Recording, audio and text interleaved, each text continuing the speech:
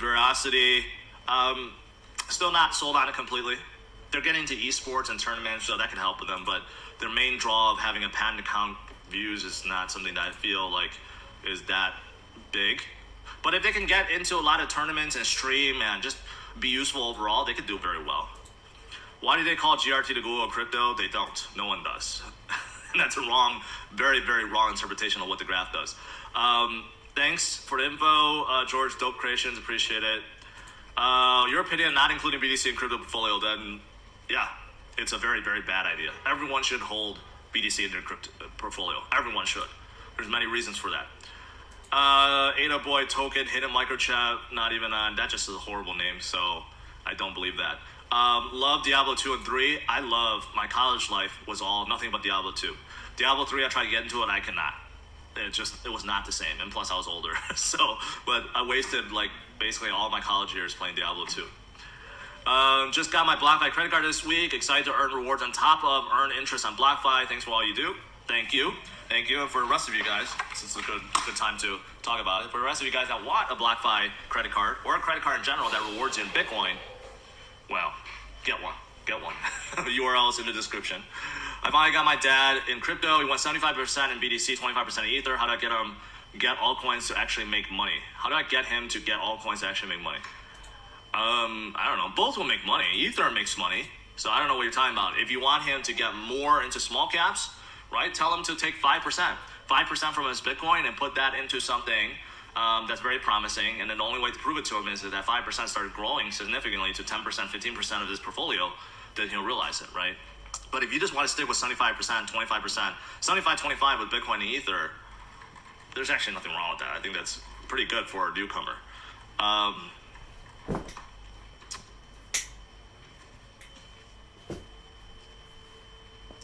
Ingredient says Polychain Monsters partner with a new play to earn project called The Lost Glitches. Crazy cool artworks. You read it a little wrong. Yeah, I probably did, but I don't want to look at it because it's probably go pump it up. So if it's good, I'll take a look at it later. What's your exit plan for ETH during this bull run? Why is it only ETH? You should say everything. I plan on after Bitcoin breaking above 64 and heading 70, 80, 90 to take 10% off the top. That way, you know what? I'm protecting myself because I don't know where top is, right? Top could be like $300,000. We don't know, right? But taking a little bit off the top as it goes up, that's smart to have cash on the side. That way, if things do come down, I'll be able to have a ton of cash to buy it low, right? Favorite Marvel superhero has to be, I'm fascinated with the Hulk, but he's portrayed very poorly with the movies. I'm fascinated with him because he's supposed to be someone with infinite strength, but he's not made that way with the movies, especially Endgame. It's just like Hulk portrayed in Endgame was a joke. That was really, really, really disappointing.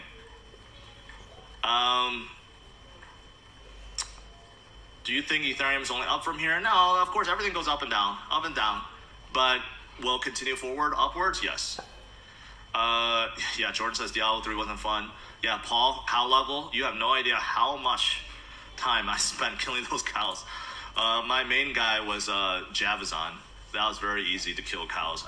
And then at one point in time, I had all these hacked items too because people figured out how to dupe all these like items that doesn't exist. And I built like the craziest barbarian that could not be killed. But Diablo 2 was really fun. If I had a ton of time on my hands right now, I would play Diablo 2 again, which is why I feel like Blizzard realized that. That's why they're coming out to remaster Diablo 2. But I have no time for that. No time. New Venom, the Carnage movie. I don't know. I didn't think Venom movie was that good. It's too cheeky, I guess. Too much for kids. I would like to see them get into, or Sony make it into a more serious film. Ada flying to $5 next soon. I don't know. I think maybe $3 first, then $5 by the end of the year, but it could happen. What do you think the most promising out there? DOT, Synthetics, Vet. Out of the three, Vet. Any thoughts on Alchemy Pay? Well, they seem to have cooled off, but they shot up like to the moon, and I still think they're a good play. They could definitely be. Hey Siri, how much is $1,800 times 365? I found an answer. It's displayed on your iPhone.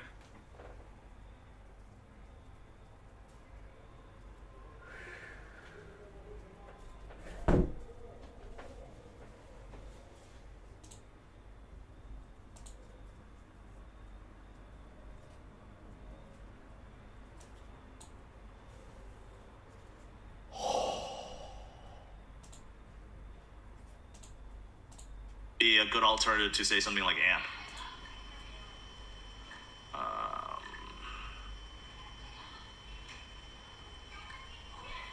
All right, guys. I gotta go. Let you guys go. Overall, Bitcoin is doing fantastic. 2 trillion market cap. Bitcoin is doing fantastic. It's still so early, though. That's the thing. With 2 trillion, it's still so small versus everything else. So stay strong, my friends. Focus on the future, and we're all gonna get wealthy together. All right. Smash the like, subscribe to the channel. I'll see you guys later. All right. Welcome back to Cryptos Are Us. I am George. We're all George. So tonight is still looking pretty darn good. Oh man, it's enough.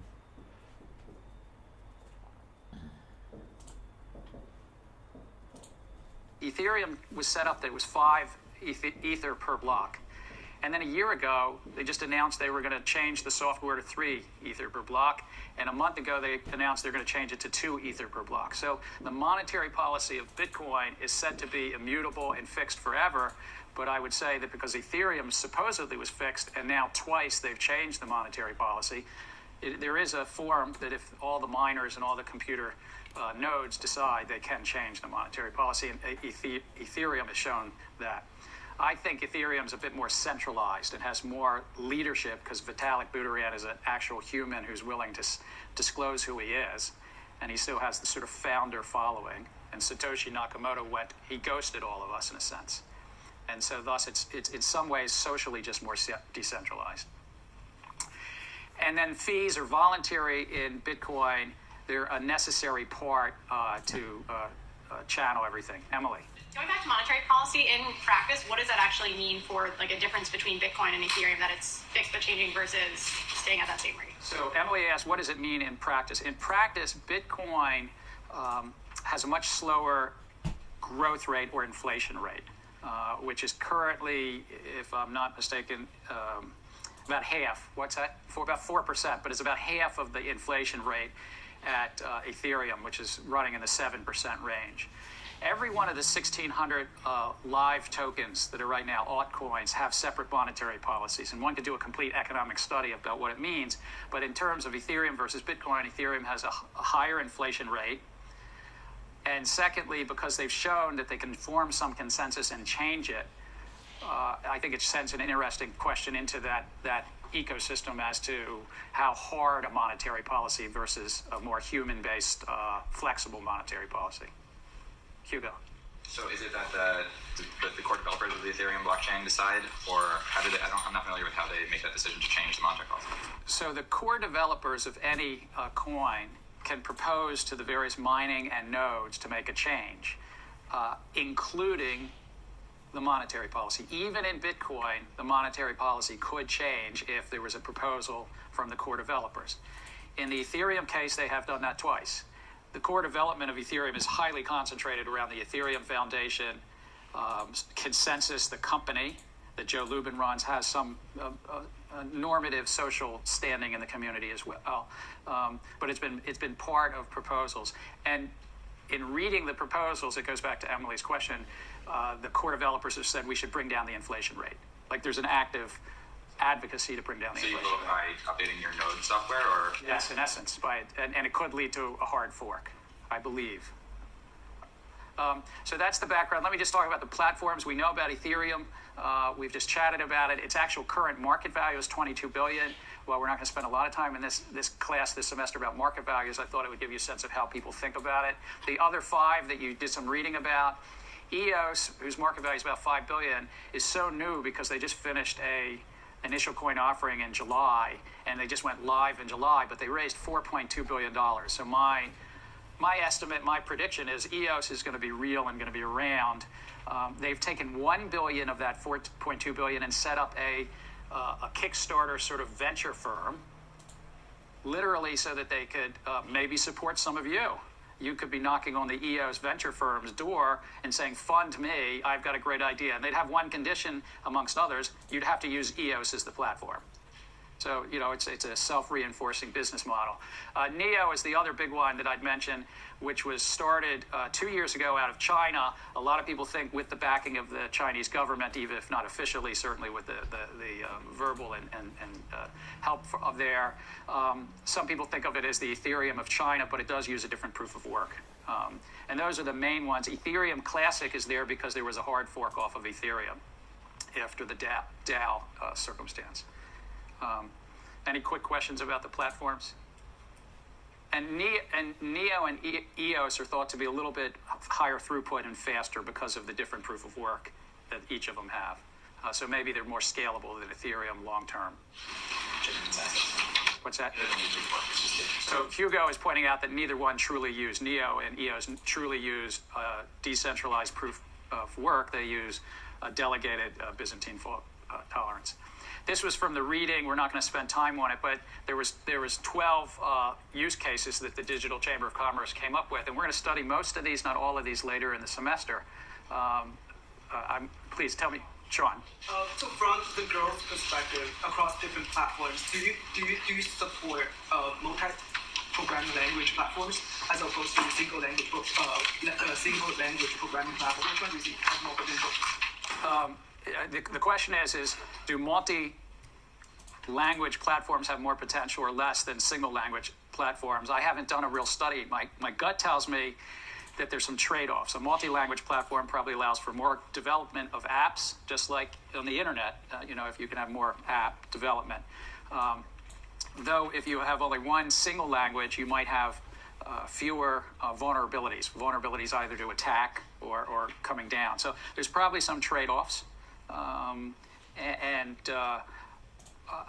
more into democratizing capital markets, so probably my biases would be to the ones that have multi-language potential, but I can't say for sure whether they'll necessarily win because there are some trade-offs, if that helps. So we'll take a view of all of these later in the semester, but what's interesting is none of them have yet taken off. And in fact, if you look at the dApps today, the decentralized applications which run on a decentralized blockchain, they generally have native tokens. They don't have to have a native token, by the way. You could run a dApp based on Ether. You could run a dApp on the underlying token, but they almost always have their own native token. This is a list that I pulled off the internet yesterday, similar to your reading. These are the actual dApps that are working the highest. Gaming, gambling, exchanges, and finance. The most active dApp is a gambling site that only has 1,500 users a day. In the last 24 hours, I pulled this down yesterday, so that was a Monday. So this would have been Sunday night to Monday night. There was only 1,500 users to the most active gambling site. CryptoKitties, that some of you might know, had 418 users in those 24 hours. These are not, economy-wise use case. These you would see numbers that were hundreds of thousands, or if it's like Facebook, there's 2 billion members, and probably in any 24 hours, there's 500 million to 1 billion people that check in on Facebook. So these are pretty limited at this stage. But it has led to something called initial coin offerings, which we're going to study a bunch later in the semester. Initial coin offerings raise money to build a network. But the tokens are usually issued before they're usable. And a token is some native currency to be used on a network. The development is open, but highly centralized. The promoters usually give themselves some skin in the game or some VIG. In the Ethereum initial coin offering, the foundation kept 10%, Joe Lubin kept 10%, and the other 80% was sold to the public. But some keep 60 or 80% for themselves. I mean, it's a whole wide range of economic incentives and models. And the tokens are usually fungible and transferable, and thus you can sort of put them on an exchange and try to sell them and promote them.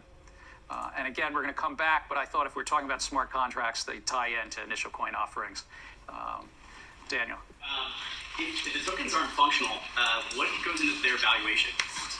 That is an excellent question. Daniel says, what goes into the valuation of something that is not functional? And there are many things that go in. Ultimately, it's in the anticipation of the potential profit and appreciation in the future. So if you were just to have a laundromat, a corner laundromat here in Cambridge, you probably would only pay for the laundromat token what you thought the value was to do your laundry. Whatever, 75 cents or whatever frankly, I don't know what the tokens go for in Cambridge. Is anybody, you're going to tell me what a laundromat token goes for? But if it's pre-functional and the laundromat has not been built yet, and you have confidence it will be built, you'll probably discount back. You might pay 50 cents instead of the 75 cents ultimately. If you think it's going to be a really popular laundromat and it's going to be the place to be seen by all MIT students, and you think that token might one day be worth $5, then you're starting to speculate on the community's interest. So these tokens, if you really believe in them, you're trying to pay for what others will pay for them in the future, and the economic equilibrium would be discounted. So thus, you're buying it because you think they'll appreciate in value. Couldn't you make an argument sort of following like numismatics, how people assign some aesthetic value to physical coins? So too, you could have a impulse beyond speculation. And your first name is? Isaac says that maybe there could be a numismatic or other value to it. It's possible. I mean, certainly CryptoKitties caught into the whole collectibles wave. Let me try to wrap up so that I can hand it off to Larry. So there's been $28 billion raised per one website, Elementus. Others that track it think it's only between 20 and 25 billion. There are no official arithmetic and no official records, but the $28 billion raised in initial coin offerings, this is a kind of a neat video that I just took the last slide of from Elementus. You can watch it in a minute and a half, and over the years, it's geographically dispersed, with blue being Oceania, Australia, and so forth, green being Asia, North America being orange.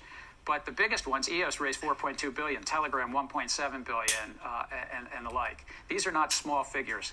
There's been 4,500, at least 4,500 proposed initial coin offerings. Many of them didn't raise any money, but over 2,000 to 3,000 have raised money.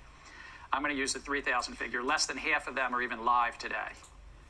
About 50, there's one study that shows that 59% fail within the first 9 months. There are other studies that say between a quarter and 3/4 are scams. Christian Catalini here has a study, which I think is probably the most valid and reliable, which says 25% are scams or frauds. Status has one that says 80% might be. You said 59% fail. Can you talk more about what failure means here? Does that mean it just goes to zero, or there's like a technological deficiency, or? Can I hold that until later when we're going to dig into these in the class? But broad definition of fail. So it's not just technology. It means that you can't even find the website anymore. They took your money and they ran, or they still have a website, but it's not live. It doesn't seem like there's a development team any longer. So multiple definitions of failure. So that brings us to legal issues, and as Larry brings up his computer, let me just introduce our guest lecturer, Larry Lessig, who's an esteemed Harvard professor of law. He was at Stanford. He started something called the Center for Internet and Society. You clerked for Justice Scalia, so you must have some real views on what's going on this week then. And this incredible appellate court judge, Posner. And Larry also, his first of, what have you up to, 9 or 10 books now? Something, I don't know. But his first was Code in the Law that I referenced in our first lecture. Larry's going to take it away. Okay, great. So I'm really happy to be able to say that I've taught business school students at MIT. I mean, I am a tech wannabe, but have never been allowed to be officially here. So this is exciting. But what I want to do is really address what I've experienced as misperceptions about the nature of the law as it might interact with the issues around digital contracts. So I teach contracts. Contract law is one of the subjects which I've taught since I started teaching. And so I want to frame 4 points for you about how to think about contract law as it relates to these potential digital contracts. But the first thing to do is just to make sure we understand we're all talking about the same thing. Okay, so here's what the core of contract law teaches us contracts are. Contract is a promise or performance given in exchange for a promise or performance. Today for the Bitcoin and Ethereum price. And what the heck is happening to Bitcoin and Ethereum right now? Are we breaking lower? Are we breaking higher? Are we going to meet my price targets I'm going to reveal in this video? What am I doing with my $5.4 million trade, and what are my next trades for Bitcoin and Ethereum? I will be talking about that. Guys, stick here with me until the very end, because there are some surprising and also some not so surprising events happening in the charts, which we have to talk about to grasp this. Today it's more important than ever. Actually, I checked. Just keep it in mind. I will talk about that later. I was making almost 3 weeks ago. I'm going to come back to that later on in that wedge. Then we created this rising wedge here. And I told you also, of course, in a bull trend, don't rely on bearish price targets. And we didn't hit it. However, rely on the bull. Referred to as the consideration for the promise. But notice here, this is mapping out 4 different possibilities. You can have a promise in exchange for a promise. I promise to pay you $10,000 if you promise to sing an opera for me tomorrow. Or it can be a promise for a performance. I promise to pay you, Andy, $5 if you sing a song for us now. So it's the performance I want. I don't want a promise from him because we know what Andy's promises are worth. Or it could be a performance for a promise. I'll sing if you promise to pay me after I'm done. Or the really interesting one for our purposes is a performance for a performance. I'll sing if you pay me $5,000. I didn't want a promise from you because I don't trust you. You're business school students, right? So I just want the money, but I'm not promising to do anything. I'm actually going to do something for you. Now that's the transaction cost of engaging in a particular kind of contract, which is performance for performance. Now when you look at that contract, you should ask yourself, what are the then that means the legal system because of the contract. So for example, the state cares about the kinds of contracts. You can have contracts for the sale of what is the event that's going to manifest it? And of course, the contract can try to play with that to sort of deal with whether it will be taxed, and the state will care about how the contract deals with it. Okay, so the point is to fight against the first real bias that especially let's say tech people, and maybe business tech people bring to the idea of contract law, which is that contracts are not or 3 parties or 4. So you and I enter into a contract, not this one, but another one. But the state is. And so what I'm trying to lead to, I'll get to the place where we say, is there ever a place where the state is not there? Which is what I think your blockchain-like invocation is. So that's a question we're going to get to. Here's another contract. Term, you can wrap it. When I said, the objective of contract law is not to eliminate risk. Technical infrastructure that doesn't require a huge market that now is out. But he's really worked up 0.002%. You and I have to come to terms on it, and we don't. As our law. Comment and question. So I don't trust Vitalik that or other software engineers that they have the legal understanding and capacity to write legally binding contracts. So I trust the government, or I trust the court. I don't trust a software engineer to write a proper code to protect me or my counterparty. So what do you think about that? What is your take on those smart contracts? And can I add to that not only your take on whether to trust, but what the courts in Europe and the U.S. right now do if somebody says, I wrote the contract and here's the code? Well, so when you say, let me just understand the question better. The way, I'm sorry, your name is Hugo. The way Hugo described it, I think is nice. A whole bunch of conditional statements, which is the code. So the code says, if the plane leaves more than 30 minutes late, then transfer $100 to his account. Okay. So you don't trust Vitaly's system to be able to implement that conditional? Yes. I don't understand. I don't know the code. I don't know if it's breakable. I don't know if G can log in and change it. I'm sure she can, but the point is, for most people, this is true of everything. When I say to you, I'm a lawyer and I'm going to write the contract so you can sell your car to Andy, you can have the same questions. You can have the question whether Andy's going to, have a way to flip the price. So instead of 10,000, it's 15,000. So this uncertainty is everywhere. It might be Vitaly would say, actually, there's a more robust way to verify my code than Lessig's contract code, because Lessig's contract code is written in English. We have all sorts of, but my code, you can have independent people who verify. So at the level of conditionals, I'm pretty confident. What I'm not confident about is, and I had a great pleasure in December of 2015, spending a weekend with them, watching that group.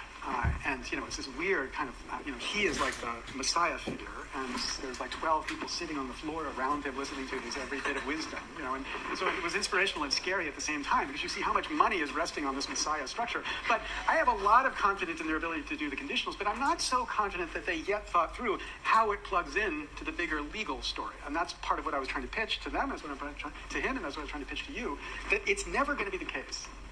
I was at this conference in Australia where I met them. And so many of the people there were speaking the way people spoke about the internet 20 years ago. It's there's the real world, we have governments, but we're going to create, like John Perry Barlow's speak, we're going to create this virtual world where there's no governments, where we just live free of government. And it's so fucking naive about the way this stuff works, because it's always embedded in a real world which has a real government, and that real government is not going to look the other way if you're, doing lots of damage or not paying your taxes. So the question isn't whether, the question is just how and how much. Can we go back there? Yeah, so I have a question about what kind of implications do you think this technology has to broaden access to legal services in general, like letting people know when they're being taken advantage, or being able to provide more standard versions of really common contracts like employment contracts or lease contracts and things like that? Do you think that this is going to be a game changer for those types of contracts? Absolutely. I mean, you've got to muster the political will to break the monopoly lawyers have in this space. And, I'll tell you, we're going to fight hard against it. But there is no reason for 90% of what lawyers do to be done by lawyers. Just like when if you buy a house and you have to have a lawyer who sits there and basically signs documents for you. And you're like, why? And the answer is because the law has been written to require that person to sit there and sign documents. And why? Because the people who get paid to sign documents have corrupted the law. So there's lots to clean up. But if we could clean it up, absolutely. 99% of this stuff ought to be automatic. And then let's get the lawyers to focus on the hard corner cases, not on the, everything should be automatic. And that certainly should be true, not just within a jurisdiction, but across jurisdictions. Can I return to your insurance example? I got the idea that you could write a smart contract that would pay you automatically if the plane was late. But then you said that he puts it on the blockchain. Can you connect why he put it on blockchain as opposed to just putting it on his disk and letting your credit card get credited? I mean, where did the blockchain enter into that? And why did he need a blockchain in order to maintain that state? The thing that he thought he was getting out of the blockchain is to increase the verifiability of third parties of the actual payments according to the data. So if I say to you, I'm going to be paying you $500 if your plane is an hour late, and we have the data out there about the planes being late. If he did it inside of his insurance company, I wouldn't have any way to know that he paid you $500 for the plane being late. But if it's in a blockchain, there's at least conceptually a way in which we could be doing this, not that I'm reviewing it to you, but we could be signaling... It doesn't follow. That depends on who maintains the blockchain. And then at the same time, in return for that, suddenly everybody knows the cash flow of that insurance company, which is likely not something he wants to do. Well, the cash flow of the insurance company is bigger than authenticating the truth about certain types of contracts. He doesn't know the cash flow of that part of the business. So, I mean, he may not want that. I may not want everybody to know what planes I'm flying. So you've implied that there's now a public blockchain that does that everyone could verify. Yeah, all I mean to argue, and I didn't interrogate him far, I was just taking his statement that he's doing. So I'm trying to think, why would he want to do it? Because I had the same kind of question you had, and it's just that if you are trying to create credibility around your claim, like, do I have a reason to trust this insurance company that in fact it's going to be doing this? Then there's some transparency that this enables, not necessarily the transparency of your credit card number or your name or the flights that you're taking, but that there was somebody who was on this, who had a contract, and we then made this kind of payment. That would be a potential value that he has. Now, if there's no value from that, then you're right. The overhead of the blockchain, or public or private or whatever, is too high, and you just could do it inside. And for certain companies, like, if you went to a credible insurance company, the credible insurance company, you probably trust that credible insurance company. But again, if you're a not credible insurance company, if you're a startup, and you are out there in the market, and you're saying... If you've been watching this channel, you already know, I'm not enamored with DeFi, and I hardly mention the current NFT scene. These things are not arbitrary or random. There's a reason. Ready? Let's go. Very specific IO. They launched somewhere around July 26th, according to this tweet. If you look down here, just today, they're posting, hey, we're actually late, but we smashed through $1 million in sales on the platform. They sold $1 million worth of Cardano NFTs. They've only been live since July 26th. In fact, Cardano NFTs are so underrated that Ethereum maximalists have actually tried to insult Cardano for not having NFTs, not understanding that Cardano NFT minting is actually so advanced that you don't even need smart contracts to mint NFTs on Cardano, which is a capability that doesn't exist in Ethereum. And of course, we actually turned that into an NFT.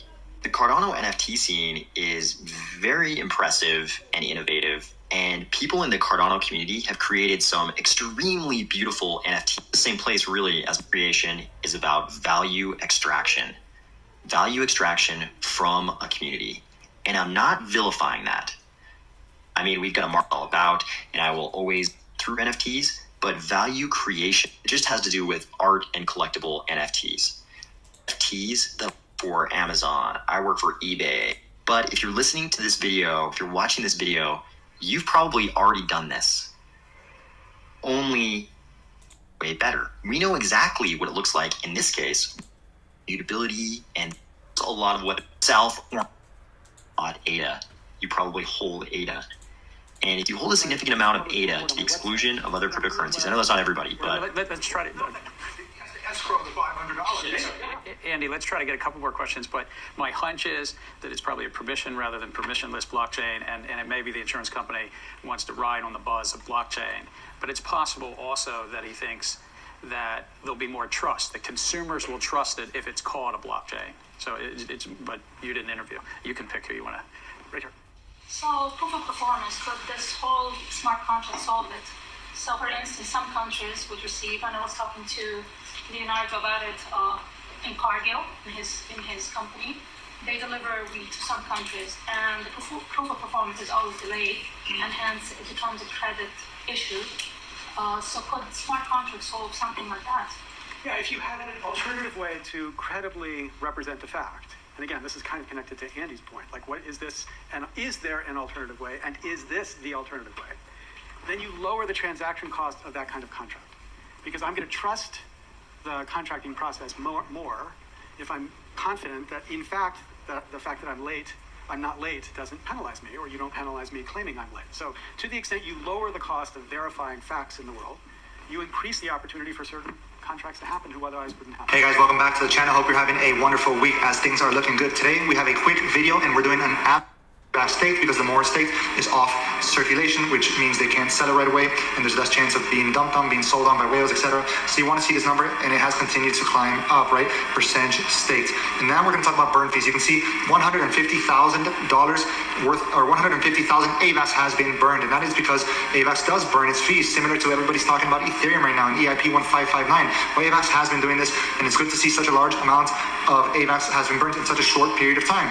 Okay, but the thing that differentiates AVAX is it's a finite supply crypto, unlike a lot of these other ones which are inflationary or they have no max supply.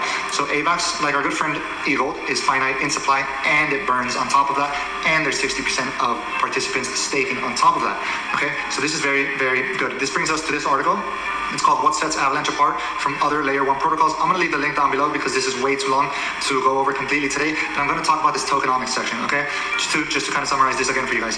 Unlike most other staking platforms which have an unlimited supply and continuously increase their supply, leading to dilution of existing token holders, AVAX has a fixed cap supply, creating scarcity. And guys, this is going to take about over 50 years to reach that max supply. 360 million tokens were minted at launch. You can see the distribution here, which we've talked about in another video. As an example, Polkadot is a non-fixed cap, has a current total supply of 1 billion and 10% yearly inflation. So again, this is not an inflationary asset. Your shares, your holdings of AVAX tokens are not getting diluted. Instead, total supply is being burnt, and it's doing the opposite. It's deflationary, okay? So that's going to increase your holdings over time, right? Your value. In this paragraph 11 right here, in addition to having a limited supply, like with Bitcoin, Avalanche goes further by burning AVAX tokens for fees for all sorts of operations on the network, in the primary network, such as transaction fees, subscription style fees for creating subnets and creation of blockchains, thus creating scarcity of AVAX for all token holders, okay? And creating a deflationary pressure when the amount burnt exceeds the minting rewards. Potential for an excellent store value as well as a payment system. Okay, and we talked about this already. Whereas EIP-1559 burns part of the fee, Avalanche burns the entire fee. And Avalanche is a fixed cap supply, whereas Ethereum has no supply limit. Okay, this is going to take me. Oh, I closed it. I was supposed to leave the link for you guys. We're going to go here next.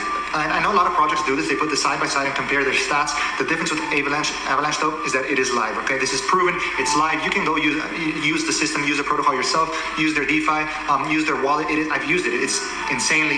It is finality less than 2 seconds. It's instant. It's the fastest and cheapest I've personally seen, and so I love it. And again, so what that just means is everyone shows this chart, but this is in practice, right? It's not just promises. Okay, we don't know. Cardano's not out yet, for example. Polkadot parachains are not out yet, but Avalanche is out. It's functioning. And this is proven stats in practice. It's secure, it's decentralized, and it's instant. Okay, so and this goes through everything: speed, decentralization, number of validators, safety threshold, everything. So you guys can go check that out. Again, this is a layer 1/layer 0 protocol. You can build your own layer 1 custom blockchain on Avalanche, but you can also build dApps on Avalanche as a layer 1. And they focus on DeFi applications, and they do have the stats and the tech to back that up. Another cool thing about Avalanche. You had a question here? Oh yeah. Well, I was just saying maybe one of the benefits of applying blockchain here would be not for one-off transactions, but for the insurance company perhaps to have an aggregate thousands of transactions where they've shown performance and they can use this for commercial reasons to show that, yes, people get paid when... Are we about to get down to the red line at $42,000 here on the Bitcoin price? I'm going to tell you what that means for Bitcoin. We're going to everybody. My name is Cristiano, bringing you crypto. We're forming a bit of a potential double top here. So the double top would actually be valid if we break the neckline, which is down to be a level moving average, actually approaching this level. So what does this mean? Well, it means that should we get down to the orange line at 43,800, this is also going to be very much in line with the moving average here, the orange moving average. So this is something that you can expect to reinforce this overall level. And look at this, that's not all. Should we get down to the red line at $42,000, that means that also the 100 period moving average here on the 4-hourly time frame is going to reinforce this red line, of course, depending on when we get down here. But let's see if we do something like that. And of course, we always have the possibility that we are going to just go up and crush all of the levels above, and that's the more likely scenario. But should we get down here like this maybe, well, then this is probably at that point going to be in line with the red line. So that's something to pay attention to, guys. We are, establishing these support levels for Bitcoin because people are still kind of scared. People are still, mentally not ready to realize that this bull run is going to continue. People are still mentally at the point in which we were talking about the $10,000 levels down here. And so we have to take this step by step. And I am absolutely bullish on Bitcoin right now. I don't see any reason why not to be bullish on Bitcoin, to be honest. Could we have a stock market meltdown tomorrow, bringing down the Bitcoin price with it? Of course, that could happen. Could we also have a asteroid hit Earth tomorrow? That's also possible. So contributing to the supply shock we are into the exchanges, but then you can just leave them there, you can claim the bonus, and you can trade with only the bonus. So that's how it works. And it's 2020, and for this on-chain bullish on Bitcoin, to be honest. Could we have a stock market meltdown tomorrow, bringing down the Bitcoin price with it? Of course, that could happen. Could we also have a asteroid hit Earth tomorrow? That's also possible. So, we all have to think about different scenarios and probabilities, but for me now, Bitcoin is looking bullish, and I have no reason to change that thesis yet. So let's quickly, before we talk about different altcoins, let's talk about this on-chain data here. So you can see that the on-chain data right now is still showing us that the balance on exchanges is not trending up yet. So this is good. This is contributing to the supply shock we are going to see moving on here. And the Bitcoin price, you can see that from this point when the balance really started to drop, well, Bitcoin went up a lot as well. And this is the theme you saw here also during 2020, late 2020, and for the entire, bull market, how we saw the Bitcoin price go up, but the balance on exchanges was going down. So this is still the case, guys. You can see that right here, the balance on exchanges is still trending down. So far, so good on that metric. Hey, before we talk about Cardano, if you haven't claimed your $1,200 bonus over on Femex, then make sure to do that. And also you got $1,610 over on Bybit. Some people have been asking me how to actually claim this. Well, the amount of the deposit is going to scale depending on your first deposit. So you have to deposit your own funds into the exchanges, but then you can just leave them there. You can claim the bonus and you can trade with only the bonus. So that's how it works. And here's the thing, guys. Let's talk about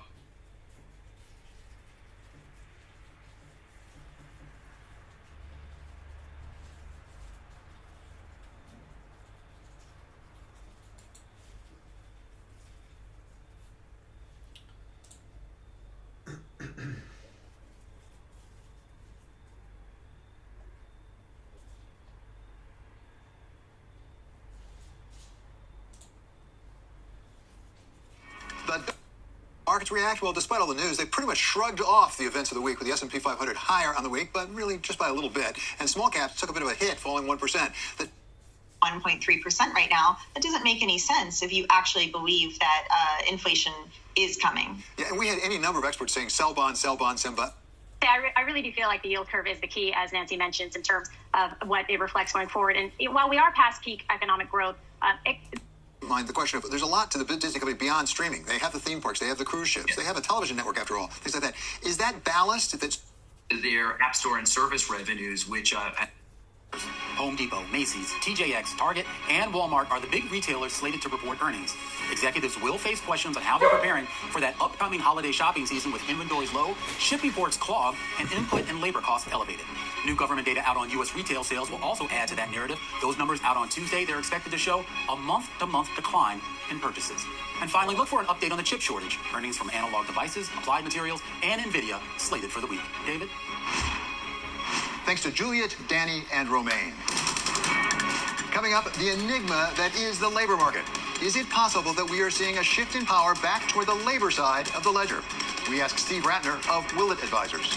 People can't spend their savings forever. At some point, most Americans need to go back to work, and they will have to go back to work. This is Wall Street Week on Bloomberg.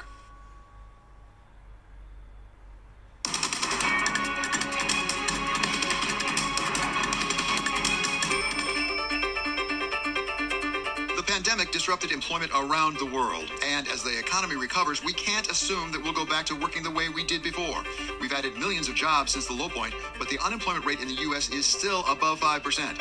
And taken as a proportion of the population, employment is actually close to a 4-decade low. On one hand, the labor supply seems tight. On the other hand, when you judge by the number of jobs we're short from where we were in February 2020, or the unemployment rate still seems like quite a bit of slack in the U.S. labor market. It's a trend that's affecting companies from services to Wall Street. A range of firms are raising salaries and paying bonuses, while others are offering perks, like a free Peloton bike or an all-expenses-paid vacation. Compensation is important, and we've always, I think, been a leader in that area. Inflation and the labor market go hand in hand. Higher prices lead workers to ask for raises, and as we get back toward full employment, employers may have no choice but to pay them. We're within 9 months or a year, certainly, maybe less than that, of getting to full employment. And now the pandemic has added a new dimension to the traditional back and forth over pay and hours. Now there's the option of working from home as well. Bloomberg's John Author says it wouldn't be the first time that a pandemic strengthened the hand of labor at the expense of capital. One of the reasonable lessons from history about pandemics, not that we've had too many pandemics that are exactly like this one, was that it does tend to strengthen the hands of labor compared to capital. A University of Chicago study suggests that if employers try to make employees work from home 5 days a week, more than a third of their workforce may just quit. Physical presence, I think, is important for people, but also the pandemic has taught us that we can be quite flexible. Unions are another part of the equation. The percentage of unionized workers in the private sector has been falling for years. It's now just above 10%. But the Biden administration has put organized labor at the center of its programs, from climate to infrastructure. Front and center will be the workers who have built the middle class. They're our secret weapon in winning this global race. Steve Ratner has spent his professional career looking at the balance between labor and capital, first as a successful banker on Wall Street, then as leading the efforts to renegotiate and restructure the auto industry under President Obama, and now as chairman and CEO of Willett Advisors, which invests the personal and philanthropic assets of Michael Bloomberg, the founder and principal shareholder of our parent company. Steve, thank you so much for being back on Wall Street Week. So let me ask you how we can have what we have right now in the labor industry. We have more than 4 million new jobs we've created in the last 6 months. We have, at the same time, a record number of job openings, and yet we have the lowest percentage of people actually employed of the whole population in something like 40 years. David, as you said, I have been watching this for 40 years, actually, as it happens myself, and I've never seen anything quite like it. I think this will be an enormous amount of grist for the mill of economists to study in the years going forward. But essentially, yes, there's strong demand for labor. The country, at least so far, has been reopening, in large part thanks to the federal government and all the stimulus, and yet a large number of Americans are reluctant to go back to work. For a variety of reasons. There's a lot of polling data on this. Some of it is health concerns. Some of it is the fact that they've decided simply to leave the labor force and retire. Some of it is the expanded unemployment benefits that actually pay some people more for not working than they were getting working. And a lot of it, though, is the fact that people's balance sheets, the household balance sheets, are in extraordinarily good shape. You had an enormous amount of financial support from the federal government last year. Total income earned by Americans, including federal transfer payments, was actually $1 trillion above what would normally have occurred last year. And households spent about $1 trillion less than they would normally spend last year. And so people don't have to go back to work because in many cases, and obviously I'm giving you broad generalizations, there are plenty of exceptions in both directions, but on an aggregate basis, households are in extraordinarily good shape and many people don't have to go back to work and they're choosing not to. Before this pandemic, I think some people might have said it's sort of a buyer's market. If we make the employer the buyer, that basically they can largely dictate the terms. The bargaining position was really stronger for the employer. Is it possible that's shifted because of the pandemic? Well, I think it shifted for the moment. I'm not sure it shifted forever. It shifted for the moment for the reasons that I just described, that people, I think in general, again, broad generalizations, people have the wherewithal to not go back to work. And so they are able to a greater degree than they have in the past, as you suggest, dictate the terms under which they're going to go back to work. That should be a somewhat transitory effect. People can't spend their savings forever. At some point, most Americans need to go back to work, and they will have to go back to work. But in the short run, what's going on, as you well know, and everybody knows, is that employers are raising pay, especially for people at the bottom, which is in many ways welcome news, to try to get them to come back to work. And as you also said, we have created a lot of new jobs, so slowly but surely they are coming back, and I would expect that trend to continue over time. It's early going, and you know the dangers better than I of trying to make long-term projections off of single data points. At the same time, what do you think about the work-from-home phenomenon? Has it injected into the negotiation between labor and management a new element where it used to be mainly about pay and hours? Now we have where we're going to be working from. We see a lot of people saying, you know what, I'm willing to go back, but only if I can work from home.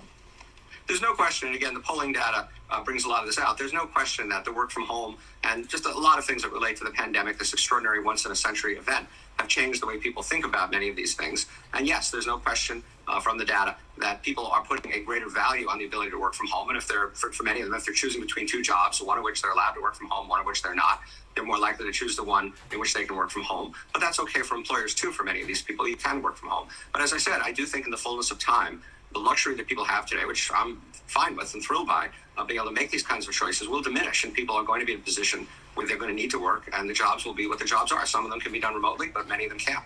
Steve, let's inject one other element into this that you know well, and that's organized labor. Certainly you dealt with that when you restructured the auto industry.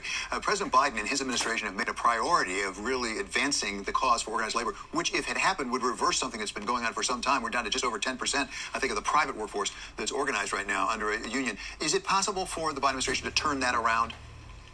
I think they can make some difference. There's no question that the balance of power has shifted over the last 20, 30, 40 years away from organized labor and to employers. Labor's share of profits in the economy had dropped to a relatively low level. Corporate profits have been incredibly strong. Real wages had not done particularly well. And so, yes, it is both necessary and possible to begin to shift that around.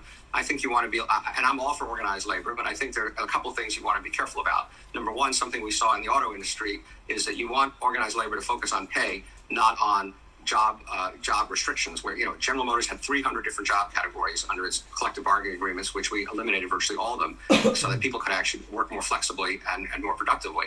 And secondly, you have to be a little bit careful about what I'll call the tradable sector, basically manufacturing, things that we export, where we are globally competitive.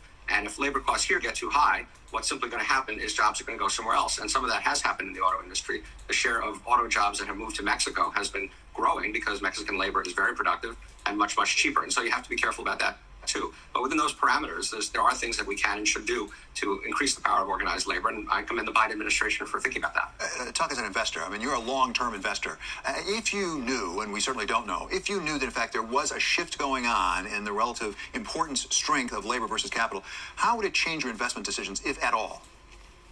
One of the interesting things about the current situation is that it's not so much a shift from capital to labor. They're both actually winning. Labor is winning because pay is going up rather quickly, as I said, especially for people closer to the bottom. But actually capital is winning too, because the fact that there aren't as many jobs coming back as we had before, but our output is close to where it was before the pandemic, means productivity is increasing. And so what you're seeing in the second quarter earnings numbers that have been coming out is that companies have done a surprisingly good job of maintaining their profit margins, even as they're paying people more, because they're simply using fewer people to do the same thing. Now, at some point, if everybody decides they want to go back to work, that creates a different kind of problem. But for right now, we're in a kind of happy spot where labor and capital are actually both winning. Insofar as labor starts demanding pay raises and we start having to increase that, what does it do to margins? Does it affect what sectors or what areas you invest in because they might be more margin sensitive? Well, sure. As I said, sure. There's no question that paying people more affects margins, and so you look at a lot of the companies in the hospitality area, the Amazons of the world, companies that use huge amount, Walmart, Target, use huge amounts of relatively low cost labor. This will put pressure on their margins, and it is something that we think about and need to think about. But as I said, for the moment, as you look at the earnings reports that are coming out now, these companies have been very, very successful at simply doing more or as much with fewer people, and so at the end of the day, their corporate profit margins have stayed quite robust. It can't go on like that forever, but for the moment, it is. Okay, Steve, thank you so much. I always delight to have you on Wall Street Week. That's Steve Ratner. He's the chairman and CEO of Willett Advisors. Coming up, we wrap up the week with our special contributor, Larry Summers of Harvard. This is Wall Street Week on Bloomberg.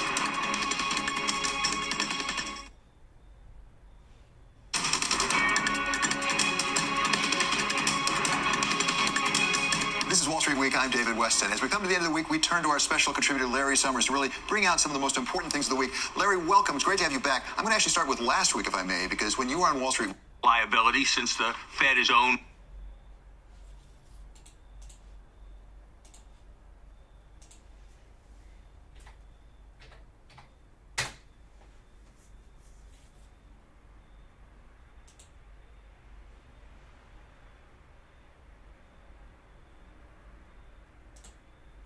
How we doing, everybody? Welcome back to the channel. This is Oscar. So why is the price of AMP token not moving? We've been around the same price level, 6 cents, ever since we started August 2021. Well, those are the questions I've been getting a lot here on YouTube in my comments. And in this video, I'm going to clear the air, try to provide the best insights for you so you have a different perspective, and maybe that changes your approach to AMP and you will have a better strategy for the future. You take a look at the price here on the chart. I have indicated on this horizontal white line the end of the year 2021 with some price predictions, and with this Fibonacci retracement, I have the price under this resistance of 38% and above the support of 23%.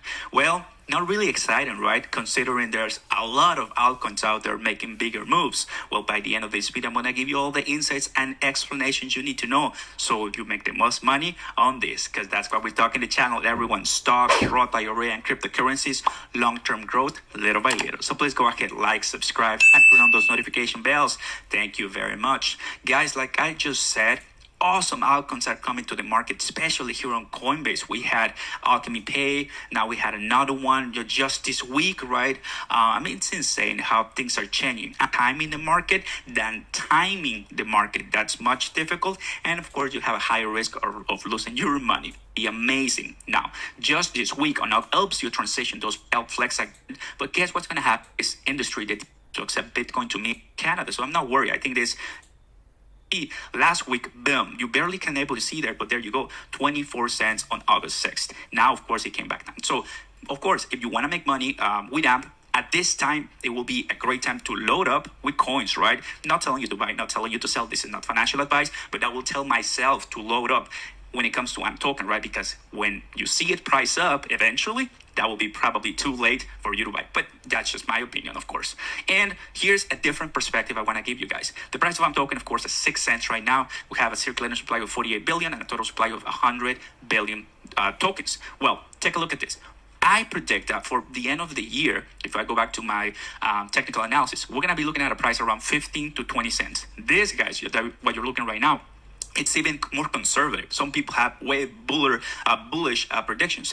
For example, here I have a 7 cent prediction, a 13 cent prediction. I even added, like around 20 cent prediction. But assuming we're going to get to 20 cents or 15 cents, here on the coinperspective.com, you can use the market cap of different altcoins to bring your price up or down depending which altcoin you select. For example, I'm comparing AMP token right now, USD dollars. So just as an example, if AMP had the Chainlink's market cap of 11 billion, one AMP will be worth 25 cents, an upside of 302%. And if you remember back in the day when we reached 12 cents due to the Coinbase effect, well, that took us from 3 billion market cap to 5+ billion market cap. So that is possible for AMP token, and definitely by the end of the year, there's a lot of us who believe that it can reach back at that price. So let me just go ahead and show you really quick what it could look like having the market cap of Abby at this time, which is around 29 or 5.4 billion. That will be an 85% increase taken back to us at 11 cents. And I mean, another coin that you may be more aware of, ICP with market cap of 8.9 billion, that will take us 204% at a price of 19 cents. From AMP token perspective, I think it will be a coin for me to load up, and once the time is right, boom, enjoy the profits. Just to give you an idea, right? Just to give you an idea, if I go back here, guess what happened with our beautiful Cardano? Well, to tell you a story, I bought Cardano before the dump, when it reached $2 and then it came back down. So I bought it after that pump, and I was like, yeah, Cardano, let's buy it. But then it just kept dumping. Well, from the time I bought it to right now, finally, I mean, you're seeing on the screen it's 196, but just earlier today, it crossed to $2. So I counted how many months it passed from that dump when I bought to right now that it crossed $2, and it was 3 months. 3 months, everyone, from here to here, May to August. So if you are willing to wait 3 months to see Cardano come back because you believe in the project, so I guarantee you, everyone, when you take a look at AMP token, that will be 3 months, will pass super fast. And whenever you least expect it, you're going to have the money to enjoy it for profits. Because that's what I believe with, that AMP token is going to do. May not be the greatest, movement of price right now, but definitely a great coin, in my opinion, to load up and to enjoy the profits at the end. Because why? Utilities coming up heavily. Companies, huge companies like Amazon have it on their mind, right? Not saying that they're going to be accepting AMP token immediately or Bitcoin immediately, but later on, not only Amazon, but what about Walmart? What about eBay and other chains that ideally will be accepting cryptocurrencies in the future. All right, everyone? That's what I wanted to tell you about cryptocurrencies and I'm talking. Is it still worth to buy? Is it still a good investment? From me to you, I consider it to be a yes, because I don't see what's happening right now. Well, right now, I care about buying enough. So later on, when they reach a point, I can enjoy a good retirement, maybe sell, or just keep on to the next thing, because that's the purpose of investing 101. You buy low, you sell high, or you continue holding for other projects. So let me know what you think, guys, in the comments below. App Token, Empire, we're here to stay, baby. We're here to stay X amount of years, 3 to 5 years or so. I also said, 2028, around a price of $1. Some people are like, I don't want to wait to 2028 to see a price of $1. I understand, it's fine. That's why there are other coins out there. But for App Token, I think the future is going to be incredible. Please go ahead, take a look at the links down below for the free Bitcoin, free stocks. Give us a like, subscribe. There's all the links down below if you want to talk to me on Discord, Patreon, and I'll see you next time. Peace.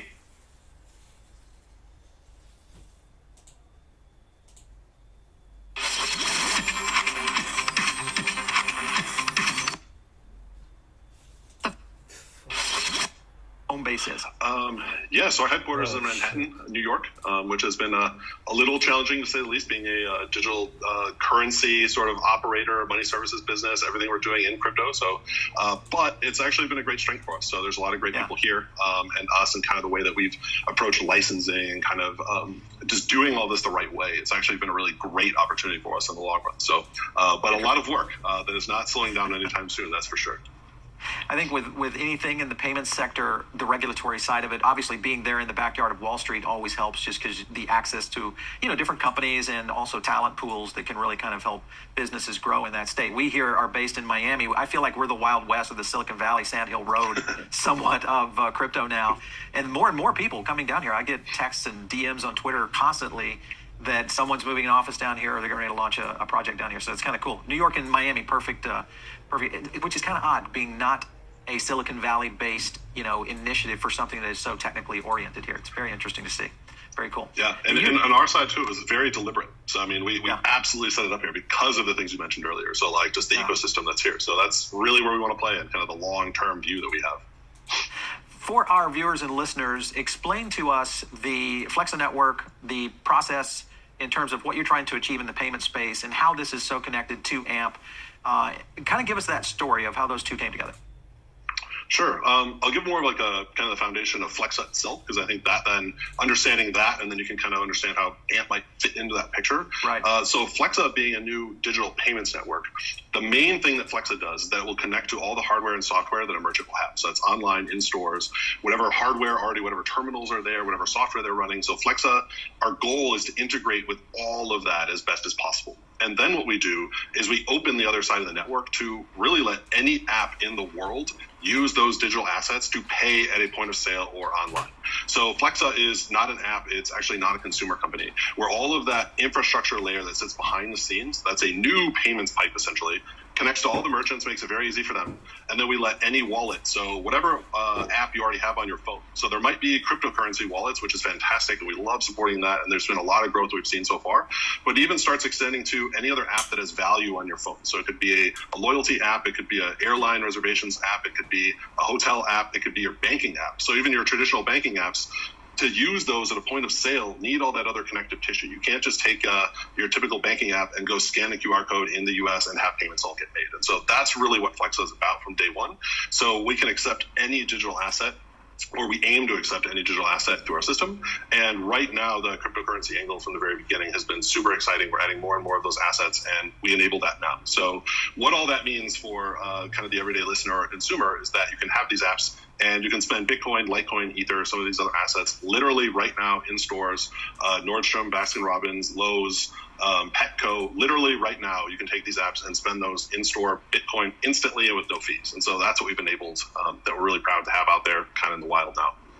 How does this differ in relationship to, say, the Lightning Network, where you've got, a layer 2 solution that is plugging in directly into Bitcoin? Obviously, that Lightning is directly tied to the Satoshi delivery, versus what you're talking about is going across a variety of different digital assets. Explain the difference there. So there's some similarities, but in general, so Lightning Network will be absolutely compatible with Flexa, and we're planning even on launching some Lightning-enabled payments very, very soon. So what you'd use Lightning into Flexa essentially, because again, going to like that first part, it's connecting to what the merchant has. So right now, you couldn't take a Lightning invoice and create something like that in a merchant point of sale, or the merchant actually receiving Bitcoin. They would have to have other Lightning infrastructure. They'd have to have compatible software to receive that information. And then more often than not, the largest merchants are going to look for USD or cash equivalents, because that's how their operations work. So we also serve as that ability to give them Bitcoin if they want, but we could also exchange that then for dollars directly into their bank account, which makes it really seamless for them, exactly the way they've already received other types of payments. So it's really more of a Rails solution, not necessarily like a merchant processor like what you might pick up with a Visa or some of those, like a Stripe payment system or something of that nature. It's the rail infrastructure there. Yes, there's a lot of weighted words and interpretations in the comparisons and even the companies. So I'm like, yes, no, maybe, yes. But what you are intending to say there, absolutely 100% is true, yes. Yeah. So when you look at kind of the infrastructure that is currently in place for payments, because that's what we seem to be seeing in the cryptocurrency space, really in general, I think blockchain technology is this massive shift to what could be really a new evolution in how payments are transacted from what we are, and have been using maybe for the last 2-3 decades for credit card usage. How does this, from an aspect of Flexa, will it be able to function underneath the hood of, any kind of app or solution that I've got, mobile or online payments for e-commerce, any of those kind of things? Like, say, for instance, Amazon says, yeah, we're going to accept, cryptocurrency now. We're going to take Dogecoin or wherever it might be. Would Flexa be the rails that would essentially plug into the crypto solution? That is definitely the aspiration. So we are building the functionality and the ability to facilitate all those sorts of payments worldwide. We have an online offering in store. So exactly what you're mentioning is the goal for sure. Yeah. All right. So back in September 2020, you guys announced your capacity migrating to AMP. This was the time in which you did this. The mission was to kind of go in this direction. Why go that direction with AMP? What was the reasoning behind selecting AMP as kind of the partner there? That's a really great question. There's actually, quite a few details. It was mainly the collateral token. So the overall use and mission and the functionality of Flexa, all exactly the same. So nothing really changed at all. But the network token that's used to basically collateralize all the payments within Flexa used to be a different token, and we migrated it to a new one, primarily because we invented some new technology that we think is going to be very, very compelling and making it more usable in the staking and collateral case. So without going into too much of the details, the real technical details, we now allow the token to be stakeable without actually sending it into another smart contract, which just gives a lot more flexibility to the end user or entities. So if we have large entities that are now participating in Flexa, they don't actually need to take these tokens and send them into some other smart contract. They can actually maintain custody of them, and they're sort of like delegating the collateral, similar to how you delegate a vote. And that technology now exists in the token contract. So we're going to be rolling out new versions of collateral contracts, capacity contracts in the future. So it's really all about that novel technology that we knew we would start to harness a lot in the future. So we're actually not quite even using it in the current capacity contract because of even just easing things along. It's all about like kind of progressive progress and trying to have people understand how this all works. And if we feel like we change more things at once, it could be a little too much. So we're kind of easing into that. But that was really the only real thing that happened was the token itself just migrated to a different token because we have some new technology that we really, really wanted to implement for the collateral token itself. And of course, AMP being the collateral token for Flexa, they had it there. They've continued to really kind of build on the protocol. Has there been any major achievements that the AMP team has been able to do that's kind of coincided with, basically giving you guys some new potential tools and offerings to go out to the market with? Probably the biggest thing is just DeFi in general. So what that means and the various integrations and things around AMP specifically, whether it's money markets or other integrations that allow the token to be usable as collateral and interchangeable and interoperable with other protocols or other layer twos. I mean, that's a really big one right now of all the various costs that you're going to see, security and costs around staking, moving assets. And so that's evolving very quickly. So the more that AMP is participating and partnering and being a part of all these other projects that are out there, that will benefit all of us. And then particularly just the overall, true utility of the token for people to be able to, now use it on an exchange as collateral or for other types of transfers. And so that's kind of part of that mission too. So that's been really exciting to see that evolve just as incredible.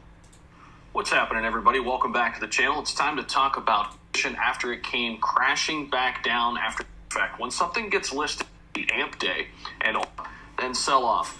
But then it leaves the big question. Is it still worth it? What about the long term? And as you all know, if you've been on the channel before, I am a long-term investor. So I'm looking at AMP as a long-term investment. And the short answer here, and I'm going to give you some more details on what AMP is, why today could be AMP day, and also where we see AMP going. But in terms of is AMP a good long-term investment, the answer in short, in my opinion, not a financial advisor here, is yes. I do think it's going to be one that is a mainstay in the crypto space. It is currently still sitting atop, one of the top assets over on the top 100. It's in the top 50 right now. It's ranked number 48. Market cap at about 2.5 billion. Has really solidified itself as a big player in the collateral space, and really the biggest player by market cap in the collateral space. We're going to talk more about that in just a bit.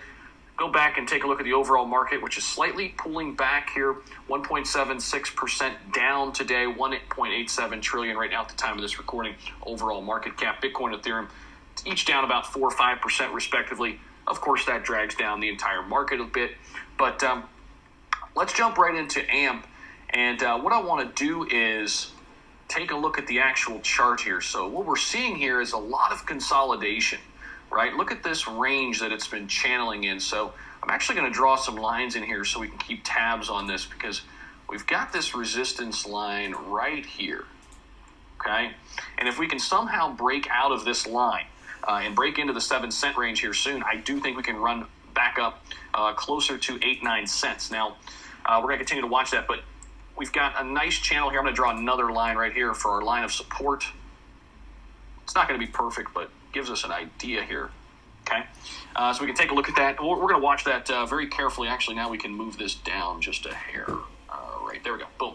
Okay, so see, look at that. You can see the consolidation. Are we getting ready for a big breakout? Well, today could be AMP day. It's already been listed to Binance.us, but it has not yet been listed to Binance. Of course, Binance is the bigger global platform. And if and when it does get listed there, people expect a similar experience that happened with Coinbase. Of course, Binance is number one when it comes to active users from a global standpoint. This could be huge.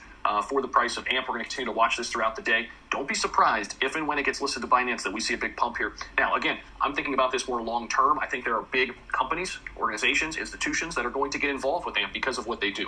All right, so before we get into the specifics of what they do and how they interact with the crypto space, real quick, just a quick plug here. We've got the supporter level as well as the insider level, private community, Patreon. If you do go with the $20 per month, you're going to get weekly hot crypto alerts, portfolio guidance and help from me directly, buy and sell trade alerts, a whole bunch of great stuff, not to mention the Discord access. You're going to have access to a bunch of people with great intel and great insight in the crypto space. All right. That link is down in the description, also pinned as the top comment. Okay, so here we go. What is AMP? AMP is the new digital collateral token offering instant, verifiable assurances. That's the key phrase there. Instant, verifiable assurances for any kind of value transfer. Using AMP networks like Flexa can quickly and irreversibly secure transactions for a wide variety of asset-related use cases. We're going to talk more about Flexa and how big that partnership is here in just a second. Now, instant verifiable assurances, even when payments don't necessarily go through immediately. That's what's really crucial here. All right, so this is why it's been rumored to potentially be one that Amazon would want to work with, right? They're going to see so much volume when Amazon goes crypto, right? And there's going to be instances where the payments don't go through right on time, right, directly. However, with AMP, those transactions could still go through on the mainnet there and obviously be tracked. AMP is an ERC-20 compliant token built on Ethereum. I love that. Anything built on the Ethereum highway, as I like to say, I love it. If you're a car driving on the Ethereum highway, chances are I'm pretty interested in it. And this just goes back to, why Ethereum is so massive. I mean, how many great ERC-20 tokens do we have out there running on the Ethereum platform? I mean, if you're not bullish on Ethereum, I'd love to hear your case for that. So using Ether to pay for gas, AMP tokens can be sent and received using any ERC-20 compatible wallet. Okay. Have the AMP token contracts been audited? This is always a big question. That kind of legitimizes the project, legitimizes the future of a token. Yes, the AMP smart contracts and related source materials were audited by independent security researchers at Consensus Diligence and Trail of Bits. So 2 different auditors took a look at this, and it passed with flying colors, and so many people talking about AMP now, especially when it got listed to Coinbase, right? Now, what about this Flexa? What is the relationship between AMP and Flexa? Flexa is a payment network that enables fast and fraud-proof payments for merchants all over the world, globally. By using AMP partitions as collateral pools, Flexa can secure payment authorizations while the underlying asset remains unconfirmed. That's the crucial point there. And approve merchant transactions in close to real time. In helping develop the AMP token, Flexa contributed 2 years of research and development to the token architecture and design. This has been in the works for a long time. And developed and released the first AMP collateral manager contract as open source. You can learn more about AMP and all of their inner workings by heading over to their website. Hit that fact page. Really like that they have this here. Not all tokens do this, and you could really just learn about AMP inside and out. Now, there's a recent article that just came out listing AMP as one of the top 5 tokens to take a look at for August 2021. This was ranked up there along with Pancake Swap, Swipe, and Axie Infinity is up there at the top. And then below AMP was the Hard Protocol, HARD. So with AMP, basically they kind of give a brief description on what it is, but here's the big point again, I can't stress this enough. AMP ensures the value of a given transfer before confirmation. That's going to be huge for large retailers, especially in the e-commerce space, that are going to be paying with crypto, that has people paying with crypto. It plans to reduce the cost inherent in the interchange of payment and reduce the risk of fraud. That's another big aspect of AMP as well. It supports numerous use cases in collateralization and introduces the idea of predefined partition strategies, which I love AMP moving forward. And again, going back to the charts here, love that this thing is just consolidating right now. I think it's just waiting for a big breakout. I think a breakout is imminent. And we go back over to their Twitter. You can follow them over at AMP Token. We'll have to continue to stay up to date here just to see if Binance goes ahead and lists AMP today. That would be big for all AMP holders and people who believe in the long-term future of AMP. And hopefully you got some value out of this video. Maybe you know a little bit more about AMP. And definitely keep this one on your radar. I know there's another one that's kind of stolen the show recently, Alchemy Pay, and I like that one too. But AMP, still number 1 in market cap, still in the top 50 on coin market cap too. So keep this one in your back pocket, and I'll see you in the next video.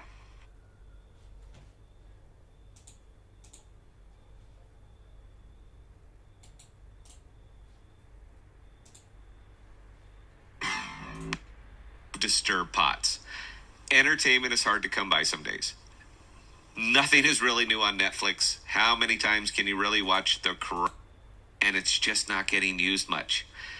Aside from one big Coinbase pump and one Binance listing US that did nothing, it hasn't moved since May. Since May. Blow your chart up, take a look for yourself. Don't take my word for it. And that is where that's what we're getting into today, because you know what? I haven't said hi to the Empire in a bit. The psychology of the sideways trade and the effect it has on a community. Getting into it right after this. Let's get behind this. Pump it up. It's not that kind of token, and it never has been. I have covered it to death. All of the fundamentals, I think. I covered it so much, they don't even, I don't even get videos posted to the AMP Reddit anymore. Folks just got bored of me. They want hype, and I don't do that. I do fundamentals and pragmatism, and both of those things are very important to remember that this one is effectively brand new. You need to keep your head down and your eyes on the road, of course. Don't miss an opportunity to make a little at no extra cost. Read between the lines here, but you also need to keep your head up and read the signs. This way to sheets, which for some reason never gets mentioned anymore, but I still consider a huge victory for the Empire. It's going to put it on the map for thousands of sets of eyes every day. Nobody's done that so far. This way to income, which still gets mentioned, but the shine has come off from that rose a bit. Massive visibility incoming with that one. All of the partnerships that are still in the discussion stage right now, but that Tyler doesn't miss a beat discussing. He's still out there every day selling this, selling it for you. But announcements don't move the needle much. Implementation moves the needle, and it hasn't even started yet. There's lots and lots of competition moving into the marketplace right now, and they don't miss a chance to announce it big and bold. Alchemy Pay definitely hit the ground running with a Coinbase listing that had no business even happening. It should never have been there. But if the purpose of the listing was to make lots of money for the folks at the top, it did exactly that. But the folks at the bottom, the ones who don't do their research and love to FOMO, they got massacred, are still getting massacred. ACH, they're doing now what AMP was doing months and months ago. The ACH community, they are clinging to any little bit of information or press and just singing it to the heavens. Look at us. Visa is going to make a crypto card, and you can spend it on ACH to the moon. Are you spending crypto with it? No. No, you're not. Visa. How is that implementation going since their last press release? I noticed there isn't much. Why haven't they? with the sheer volume of transactions they process and the 3% they get from each and every one, they can absolutely dominate the market. But they haven't. Why? Why hasn't AMP just disintegrated from all of the recent competition and all of the recent FUD? Hell, Request just listed on Coinbase, and they are effectively doing what AMP can do. Money transfers, pay button on your website. But AMP is still here, and it hasn't dropped. Coinbase, they added a pay button finally. It does exactly what Gemini Pay does. Second largest exchange in the world. Why hasn't AMP dropped right off the planet? Because they are not doing what Flexa can do in the manner that Flexa is doing it. They're knockoffs. They might get the job done. They might. But it will not provide the guarantees to the merchant or the consumer that Flexa does with AMP. And the big question that gets swept aside, but is of the utmost importance to the token, to AMP, is simply this. What else can it be used for? That is an important question. It's critical. It's the question that turns this from a sideways trading token to a what the hell just happened token. This is the stuff that makes TAs lose their minds, as the podcast's very own TA, DTA, is going to do. When folks finally get around to figuring out that you don't have to build the better mousetrap if the best one already exists. AMP is not a standalone token that derives its value from speculation. Speculation will move it, but it's not intrinsic. It is the foundation of a payment ecosystem, the way VeChain is the foundation of their network, the way Ethereum is the foundation, the way Cardano is the foundation. They get their value through usage, through those that build on them. What else can AMP be used for? Answer that question, and you know damn well that it is being asked. But if you can answer it, you'll figure out what really sets this one off. Be patient. Be smart. There is nothing wrong with taking advantage of opportunities when they present themselves to you. You aren't cheating on AMP. You are trading smartly and getting AMP for free. Just remember what you are involved in. Believe in the foundation and the fundamentals. And when you accept it, you won't care a lick that it's trading sideways. Let the shiny toys come and go. Profit on them if you are able. They are magicians with a single trick. And once you see it and figure out how they do it, it's just not that interesting anymore. Short-term gains versus a long-term future. That's what it comes down to. Risk versus reward. If you want to gamble, you can. There are worlds of opportunities for that right now. Or you can just be patient and go get some sun. AMP will take care of itself. And that is it for this one, folks. We do have a members page now for those interested. We mainly set it up because we want the shackles off weekly for a live stream that we cannot do on the... Have you ever wondered why cryptocurrencies haven't yet become the dominant payment method? It can't be volatility because there are dozens of stablecoins pegged to fiat currencies that could easily be used as money. It can't be speed because there are many cryptocurrency blockchains which can handle thousands of transactions per second. It can't be a lack of crypto to fiat gateways because there are hundreds of those too. According to AMP, what's missing is security. Merchants want to know for sure that the crypto payment they've received is final, and the blockchain confirmations required for this can take hours or even days. If the crypto payment isn't confirmed for whatever reason, the merchant still needs to get paid. In other words, that crypto payment needs to have some sort of insurance. These are the pain points the AMP project seeks to address, and the price charts suggest it's been successful so far. Today I'm going to explain what AMP is, how it works, and whether the AMP token still has potential.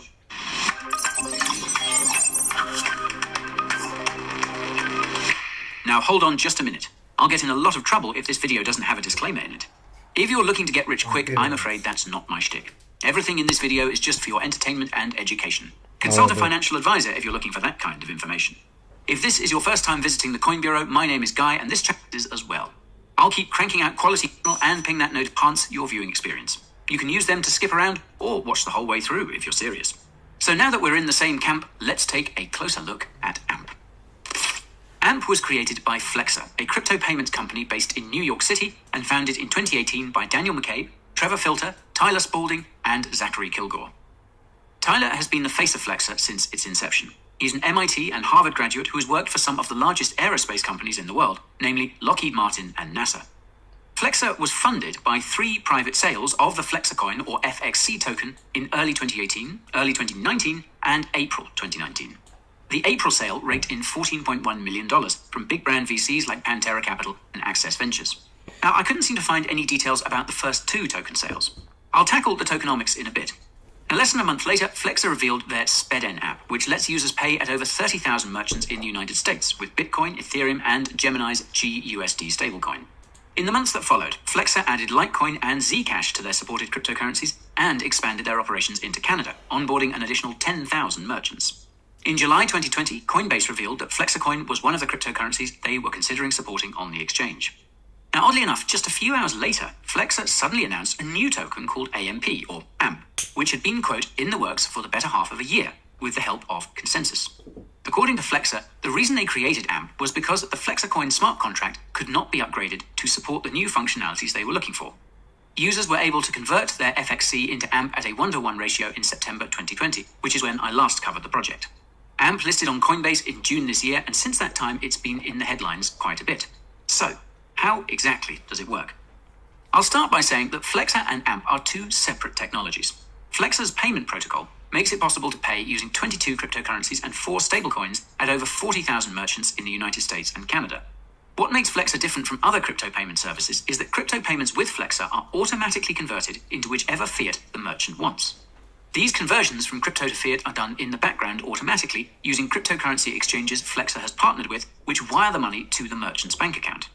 This is pretty clever and also scalable because exchanges like Coinbase and Gemini are available in hundreds of countries around the world, and they also have bank accounts in most major regions, which means quick and easy payments for merchants.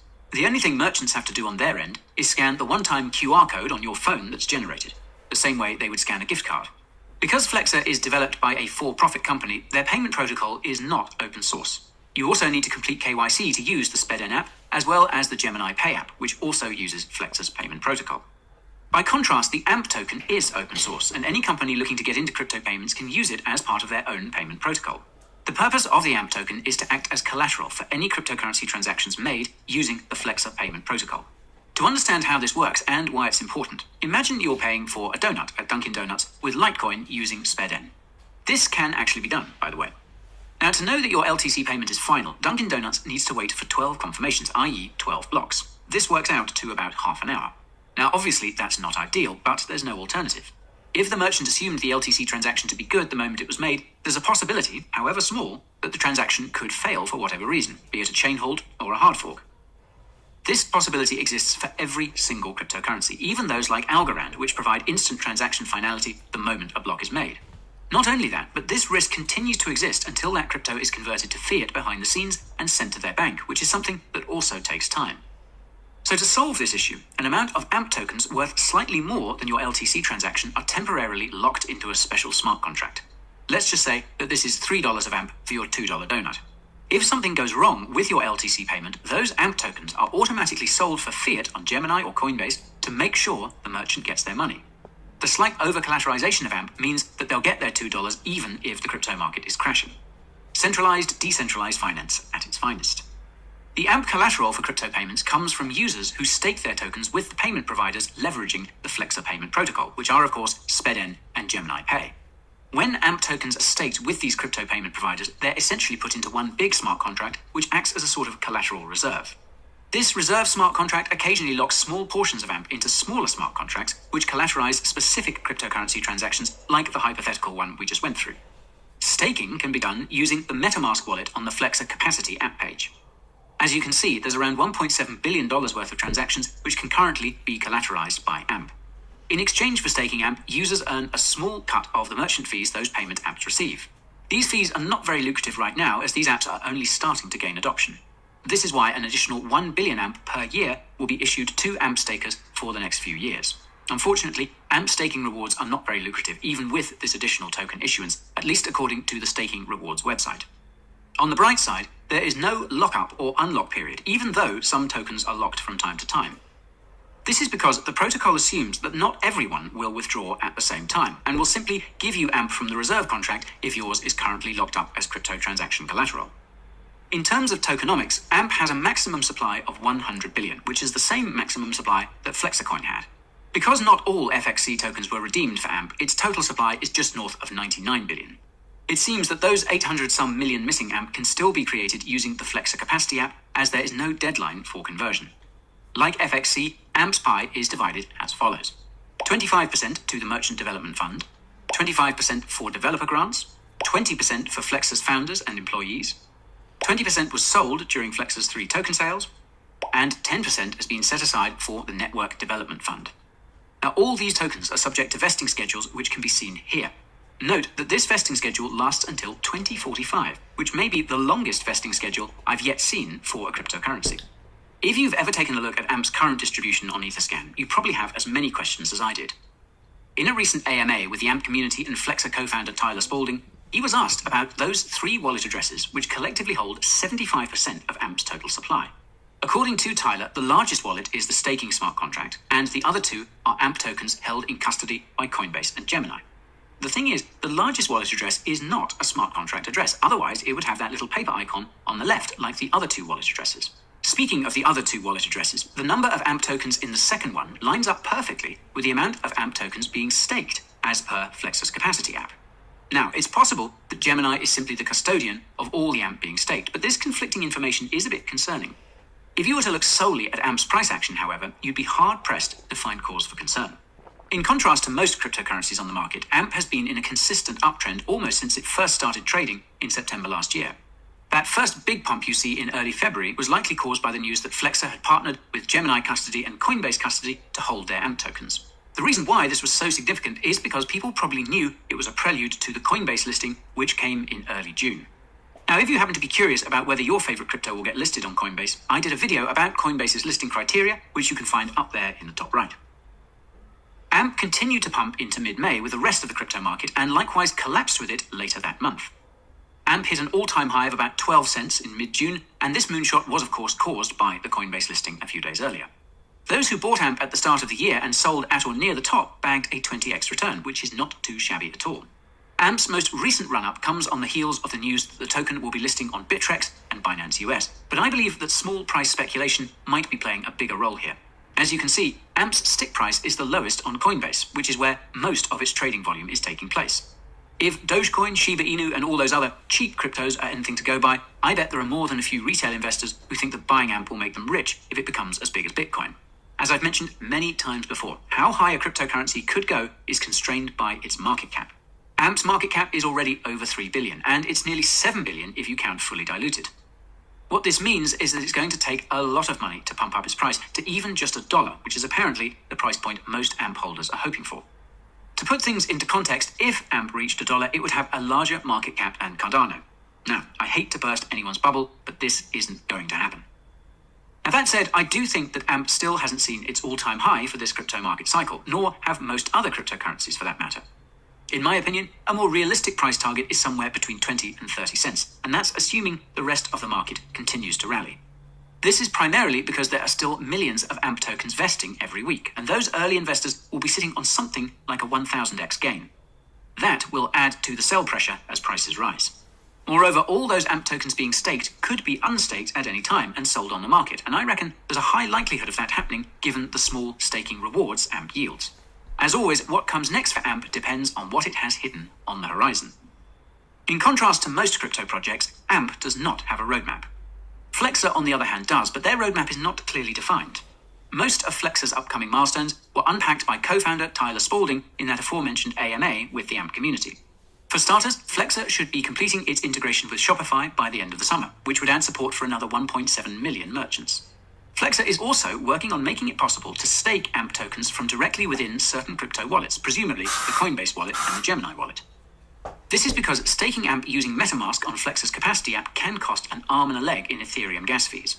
To further facilitate AMP token transfers and staking, Flexa is also looking into integrating with Layer 2 scaling solutions on Ethereum. Flexa is also working on making AMP a spendable token on the Spedn app, along with a whole slew of other assets. Now, I couldn't help but notice that Flexa is even looking to add China's digital yuan to its payment app, something which is apparently only noted in a presentation by co-founder Trevor Filter made in June. This could be foreshadowing Flexa's foray into Chinese markets, but I don't imagine that will be happening anytime soon, given that China has been cracking down hard on crypto.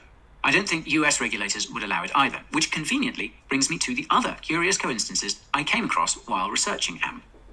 Now, I mentioned earlier that Flexa announced the AMP token just hours after Coinbase announced it was looking to list FlexaCoin. Those of you who watched my first video about the SEC's lawsuit against Ripple will recall that most cryptocurrencies are securities according to the SEC. For the sake of simplicity, securities are basically stocks. Because FlexaCoin was issued by Flexa, there's no way Coinbase could have listed FXC because it would almost certainly have been considered a security by the SEC. Now, this was actually noted in one of the few in-depth reviews I found about FlexaCoin. Shout out to whoever wrote it. Inviting the community to convert their FXC to AMP is a regulatory loophole I've seen before, notably with Secret Network. Even though AMP's price action is still very much dependent on what Flexa does or doesn't do, it's technically a new token that's different enough to not get destroyed by regulators. It's why AMP has its own website, its own social media, its own blog, and no roadmap. Nobody controls the token. The reason why Tyler was unable to answer any sensitive questions about AMP during the recent AMA is because if he did, it would suggest that AMP is still owned and operated by Flexa.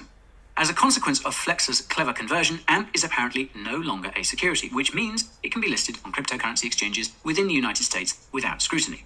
It just goes to show you how crazy cryptocurrency regulations are, and you can learn why regulators are currently targeting stablecoins by watching my video all about it. It's up there in the top right.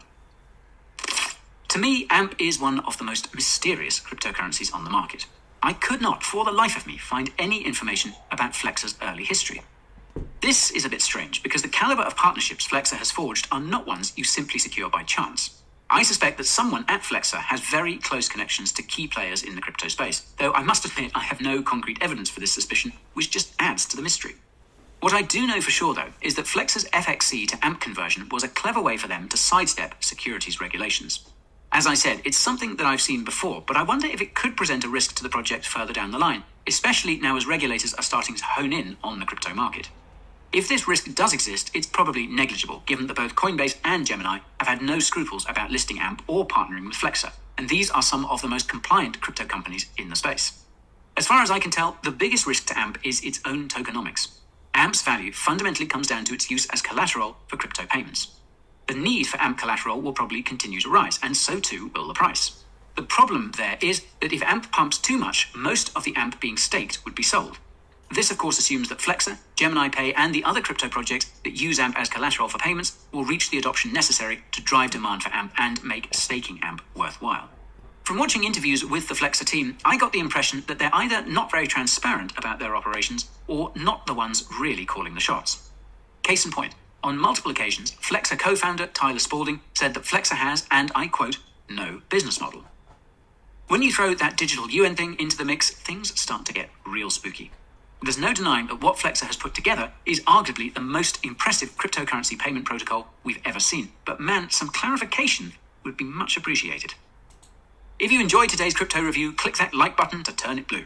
Subscribing to the channel and giving that notification bell a pound is a great idea if you plan on sticking around.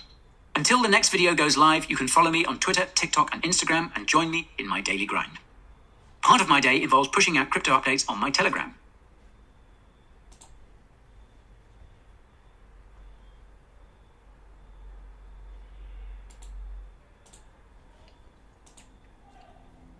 If you're watching this channel, then chances are you love crypto. But what if you actually wanted to spend those hard-earned gains day to day? To give up the petrodollar for good?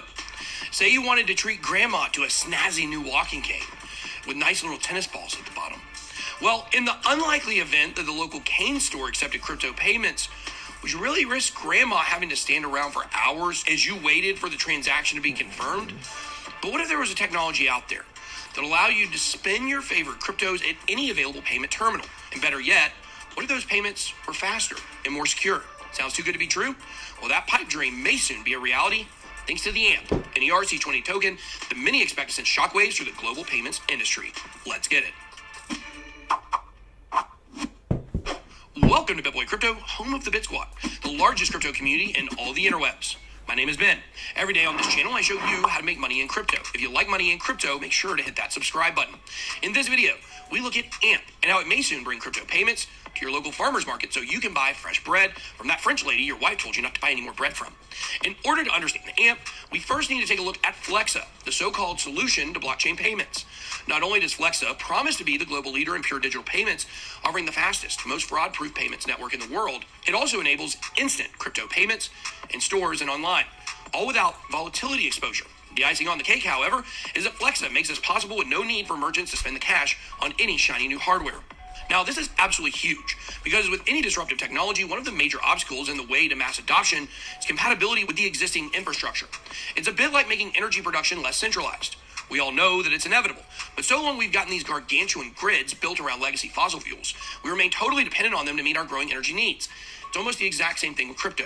And the massive challenge of delivering fast and secure crypto payments at scale is a challenge because there's a huge existing global infrastructure of legacy payment systems, a convoluted network of account providers, card issuers, merchants, and acquiring banks, which remain largely incompatible with this new asset class of digital assets. Flexa was founded in 2018 with a view not just to bridging the divide, but fixing the problems of retail payments once and for all. It was created by a team of super brainiacs headed by CEO Tyler Spalding, who is quite literally a rocket scientist. Their mission was simple: to create a future where merchants, but fixing the problems of a convoluted network of main large assets for all. It was created by a team of super brainiacs headed by CEO Tyler Spalding, who is quite literally a rocket scientist. Their mission was simple: to create a future where merchants can accept crypto natively without any intermediary third parties. In effect, a 100% fraud-proof, hyper-fast payment system that eliminates the wasteful transaction fees faced by consumers and merchants alike. Speaking of waste, make sure not to waste your time and hope that YouTube's algorithm will give you good crypto content. Make sure to hit that subscribe button now. Join the Bit Squad to be in the loop. Make sure you turn on those notifications. So how does Flexa work? Well, the answer is seamlessly. And that's because it doesn't depend on any particular type of hardware at the point of sale. Instead, it can slot right into the existing setup.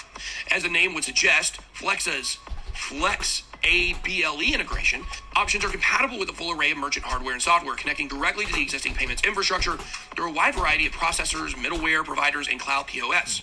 The end result: merchants can accept crypto payments directly through the Flexa network and receive instant settlement in their preferred fiat of their choosing.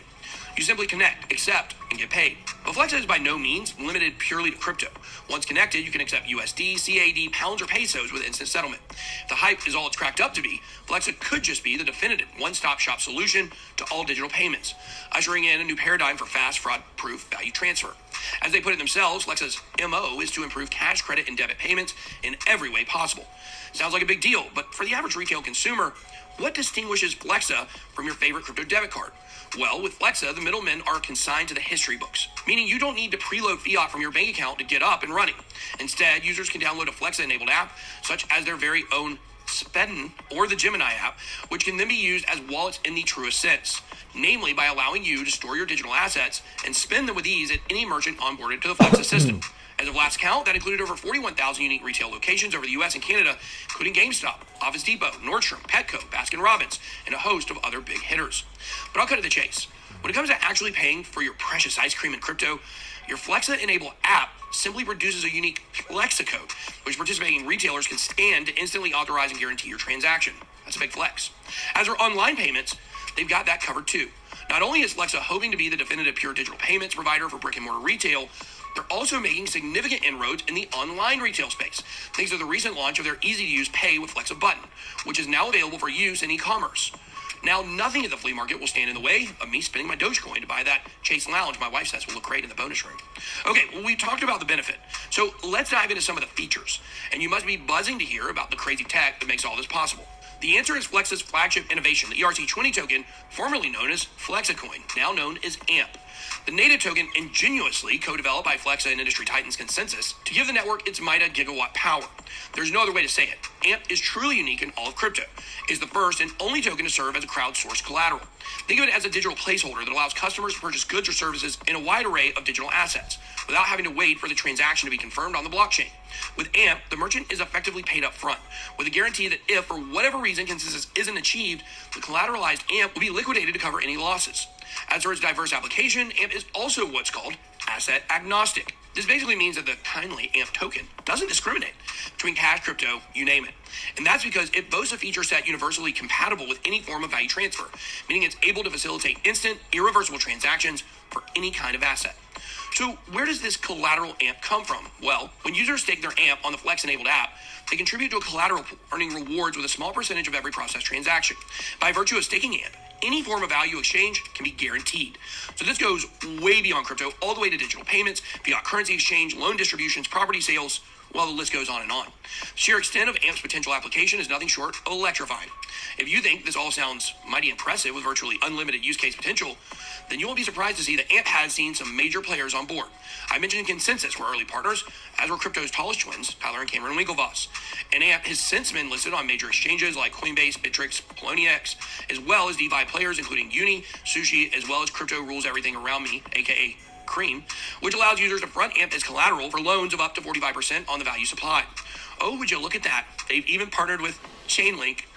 Now I'm sure most of you are like me and here purely for the tech. But for those of you interested in AMP's price action, let's take a look at the basic tokenomics. AMP has a max total supply of 100 billion, with around 32 billion in circulation today. And while the ETA for the total supply to be released is around 2045, this is by no means written in stone, and it could be reached much earlier depending on the demand for more ampage. As for price predictions, AMP went on a pretty insane rally in June, reaching an all-time high of over 12 cents. All the more impressive considering Bitcoin was tanking at that time. Yes, given its totally unique role in the digital payment and DeFi space, it's not impossible to imagine that AMP could eventually swim against the tide and effectively decouple from Bitcoin and Ethereum entirely. Either way, this combination of incredible fundamentals, a world-class team, almost unlimited real-world application, all but guarantee AMP's price action will see sparks fly in the near future. And as the network begins to really flex its muscles, do not be surprised to see some absolutely face-melting pumps. This really could be the token you'd be crazy to sleep on. But that's all I got. Be blessed. Good boy out.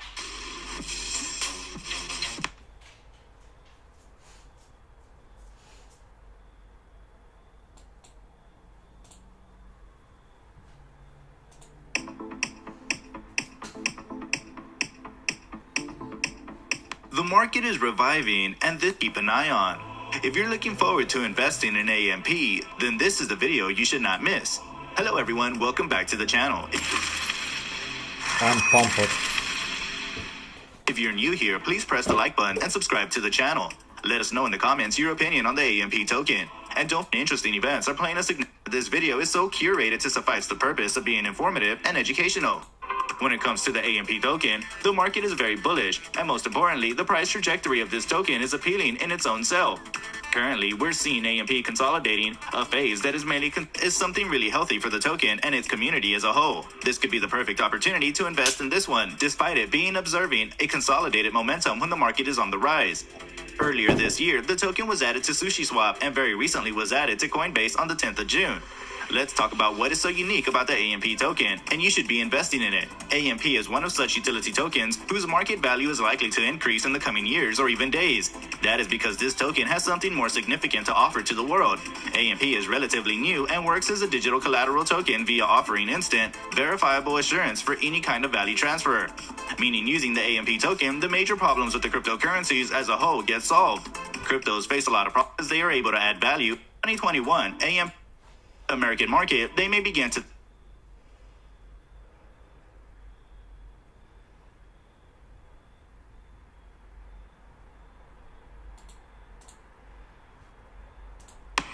Welcome to BitBoy Crypto, home of the Bit Squad, the largest and greatest crypto community in all the interwebs.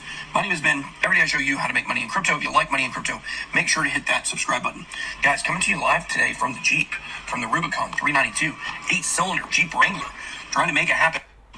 But I want to talk to you guys about Amazon. There's a lot of news going on around Amazon and some things that you may only hear exclusively on this channel. I believe that you will. I don't think anybody else has talked about this yet. I'm going to give you two coins to load up on. I bought $100,000 each of these two coins yesterday. I'm going to tell you why. I'm going to tell you why I think it's important and the rumors that I'm hearing, and then of course what we know to be true from Amazon. We'll also talk just briefly about Bitcoin, the price action for it, where it could be going in the short term. But here's the news, guys. The news is you may have heard this on Altcoin Daily's channel. I know we talked about it briefly on Friday on Around the Blockchain. I said it would be bigger for Bitcoin right now at this moment if Amazon bought Bitcoin to add to their corporate treasury than if they started accepting crypto. Now, why are people talking about Amazon accepting crypto? Well, this is simple.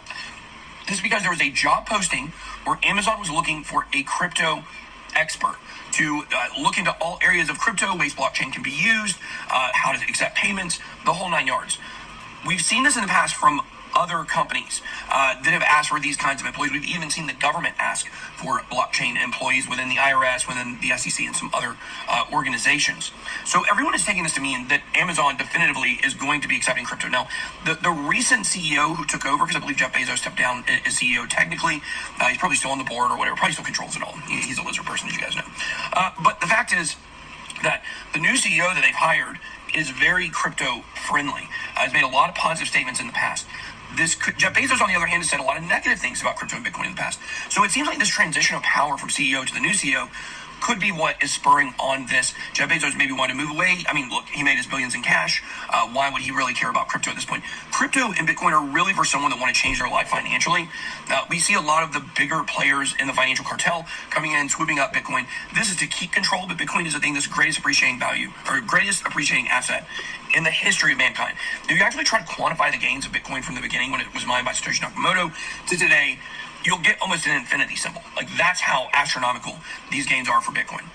So there are people that want to change their lives. Now, this new CEO that's taken over, we don't exactly know his stance on this, but we do know they are now exploring crypto and why, and what they can do with it internally at Amazon. So this is something that's coming. I would expect this rollout to really come sometime next year, but I've been told, I've been given a rumor now, I can't verify the truth of this.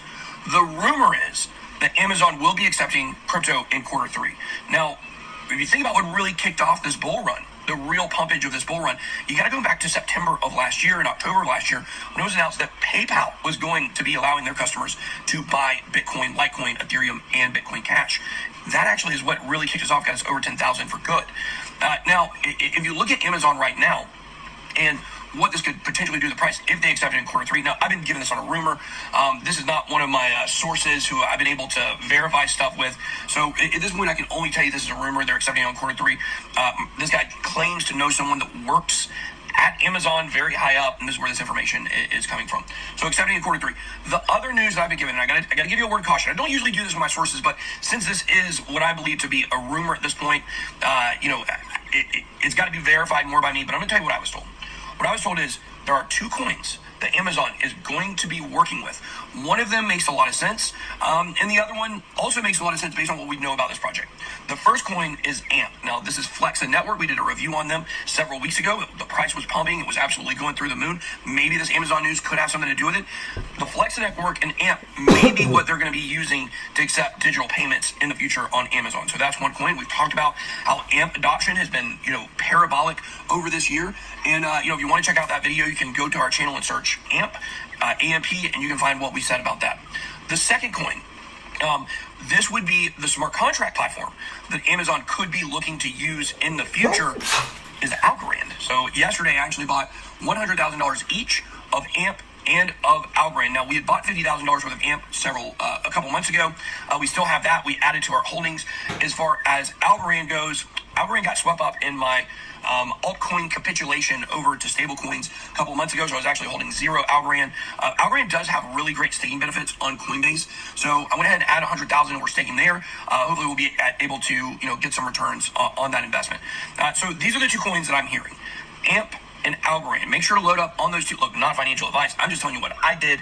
I took this rumor seriously enough to say I don't want to FOMO. I'd rather get it on the front side than on the back side. So that's what I did. Next time we do a portfolio video, you'll be able to see, which I don't know when that'll be. I would like things to get going positive again, which it feels like they are now. Now, if you've been watching the price of Bitcoin over the weekend, we've been going between about 33.9 and about 34.5. We've been in that range. Now, people are saying that we could have a short squeeze coming on Bitcoin. What is a short squeeze? Well, this is where too many people are shorting and they get squeezed out by price pumps that basically, keep the market balanced. This is what was going on with AMC, with GameStop, the whole 9 yards. Short squeezing the hedge funds. So with these, this is more short squeezing the general amount of leverage trading shorts that are going on out there. Now, we just talked about, I believe it was on Friday on the channel on our live stream, about how shorts have taken back over. The vast majority of trades right now are in shorts. Now, this is something you see with sports gambling. Okay, with sports gambling, the smart money is not usually doing what the dumb money is doing. Okay, whenever you see bets coming in heavily on one side of a bet, it's a good sign to you that the smart money's on the other side. They know something you don't. So with Bitcoin right now, when you see the majority of people wanting to short, that's a positive thing for the price, because that means they're probably about to get the rug pulled out from underneath them. Probably a lot of people expecting big gains this weekend, and they did not materialize. So this could be sending the price of Bitcoin up over $40,000 in the next week. If you listen to what we've been saying on this channel for a long time, we've been telling you that, price of Bitcoin this year probably going up to around $100,000. Leg 2 of this bull run coming. We told you in mid-July. The 20th is when we saw the low. That definitely fits within that range. So I'm feeling very positive about everything. I'm hoping we don't have one last pullback. But I want to know from you guys, what do you think about this Amazon news? Drop that down below in the comments. And I also want to know from you guys, where do you think Bitcoin is going this month or in the next 30 days, let's just say? Drop that down below as well. All right, guys, that's all we got. I gotta go watch some baseball. Love you. Be blessed. Boy out. Back to Cryptos Are Us. I am George. In this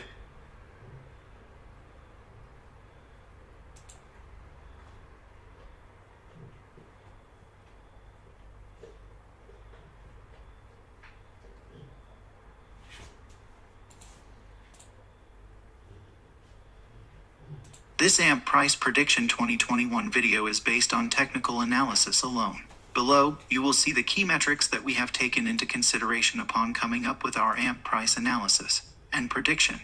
AMP is one of the most active cryptocurrencies that took the crypto world by storm this year. To be specific, the crypto was able to achieve an all-time high price of 12 cents last June 16, 2021.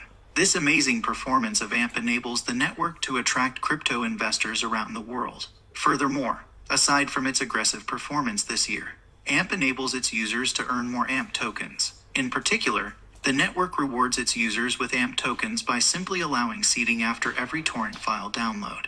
Best of all the reward tokens earned from the torrent file seeding will automatically be stored in the user's wallet. In this AMP price analysis and price prediction, we take a look at the performance of AMP if it will reach 10 cents. But before that, let us learn more about what AMP is and its current position in the crypto market. What is AMP token? AMP viable collateralization via a system of collateral partitions and collateral in the partitions as required in order to supply an 800.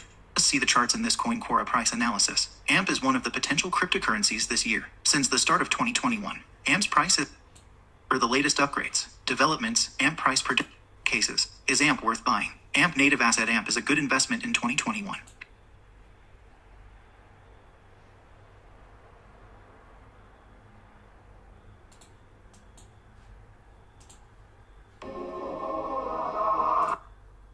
Please don't forget to like this video. When a crypto spikes in price, so many people start investing in one cryptocurrency. Others don't want to miss out. So the growth is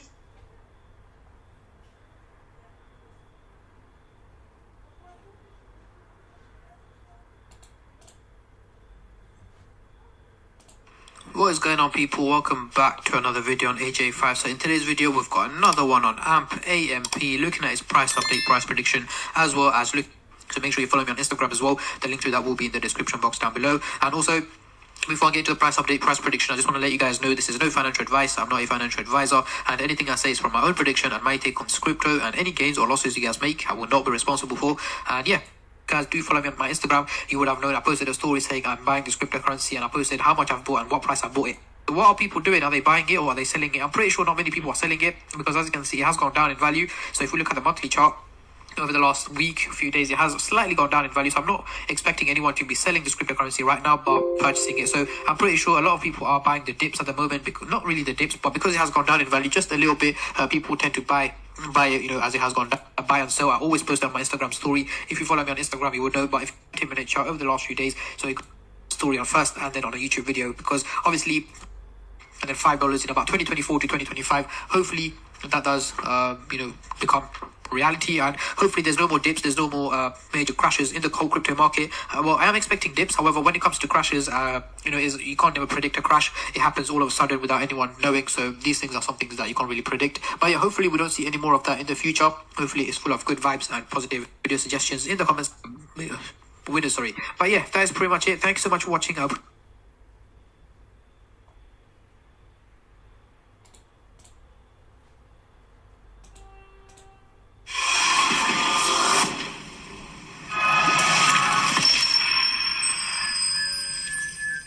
Hey, what's going on, guys? Dante Walker here, and in this video we're going to be talking. Also, make sure you watch this video all the way to the end to see how you can enter to win $100 of absolutely free 200 on the daily for AMP. So we will put that as an entry for a potential bounce point. Now we're a good ways away from the 200 cloud there. So let's actually paint that here. So flat Kumo cloud, flat here, flat support. And then what we'll do is we'll try to find a lower level of support to kind of caution about, like, because a decent into the market when things are going to be a decent into the market on June 16th, from the Bitcoin market cap on June 16th, divided those two numbers by each other, and we get AMPs peak down. Let's actually go here. If we actually take a look here, we are above the bullish area, right? So this is the bull.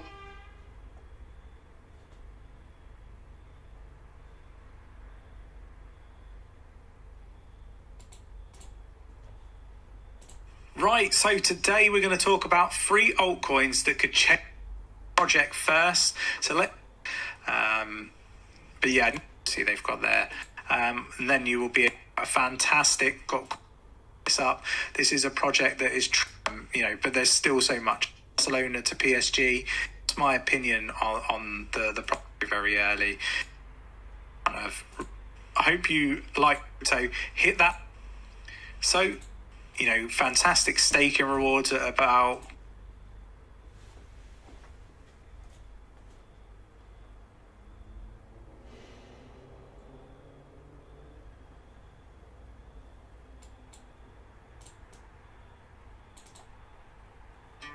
What's going on, guys? In this video, we're going to take a very quick look at ACH or Alchemy Pay as it has traded out sideways through that support level that we talked about in my previous ACH or Alchemy Pay right on into this one.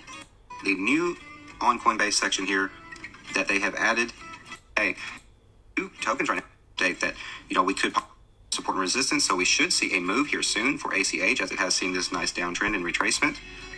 And I do have some new price targets here for the bullish case or the bearish case, and we can zoom out here to take a quicker look at this. 10 cent close to 11 cent target makes perfect sense based on this yellow thick line here of previous support, right? Previous support. We did trade out sideways through that. And now it looks like if we were to break to the upside for resistance, downside target here also makes sense at 6 cents. However, there is support here. We have our tremendous support there at my 8 cent price target. We still have that support as well as right side target here also makes sense at 6 cents. However, there is support here. We have our tremendous support there at my 8 cent price target. We still have that support as well as right below that at that 0.077 price level. Hope you guys enjoyed this very quick update and target here to the downside. Both of these levels of support and resistance, so we should see a move here soon for ACH as it has seen this nice downtrend and retracement. And I do have some new price targets here for the bullish case or the bearish case, and we can zoom out here to take a quicker look at this.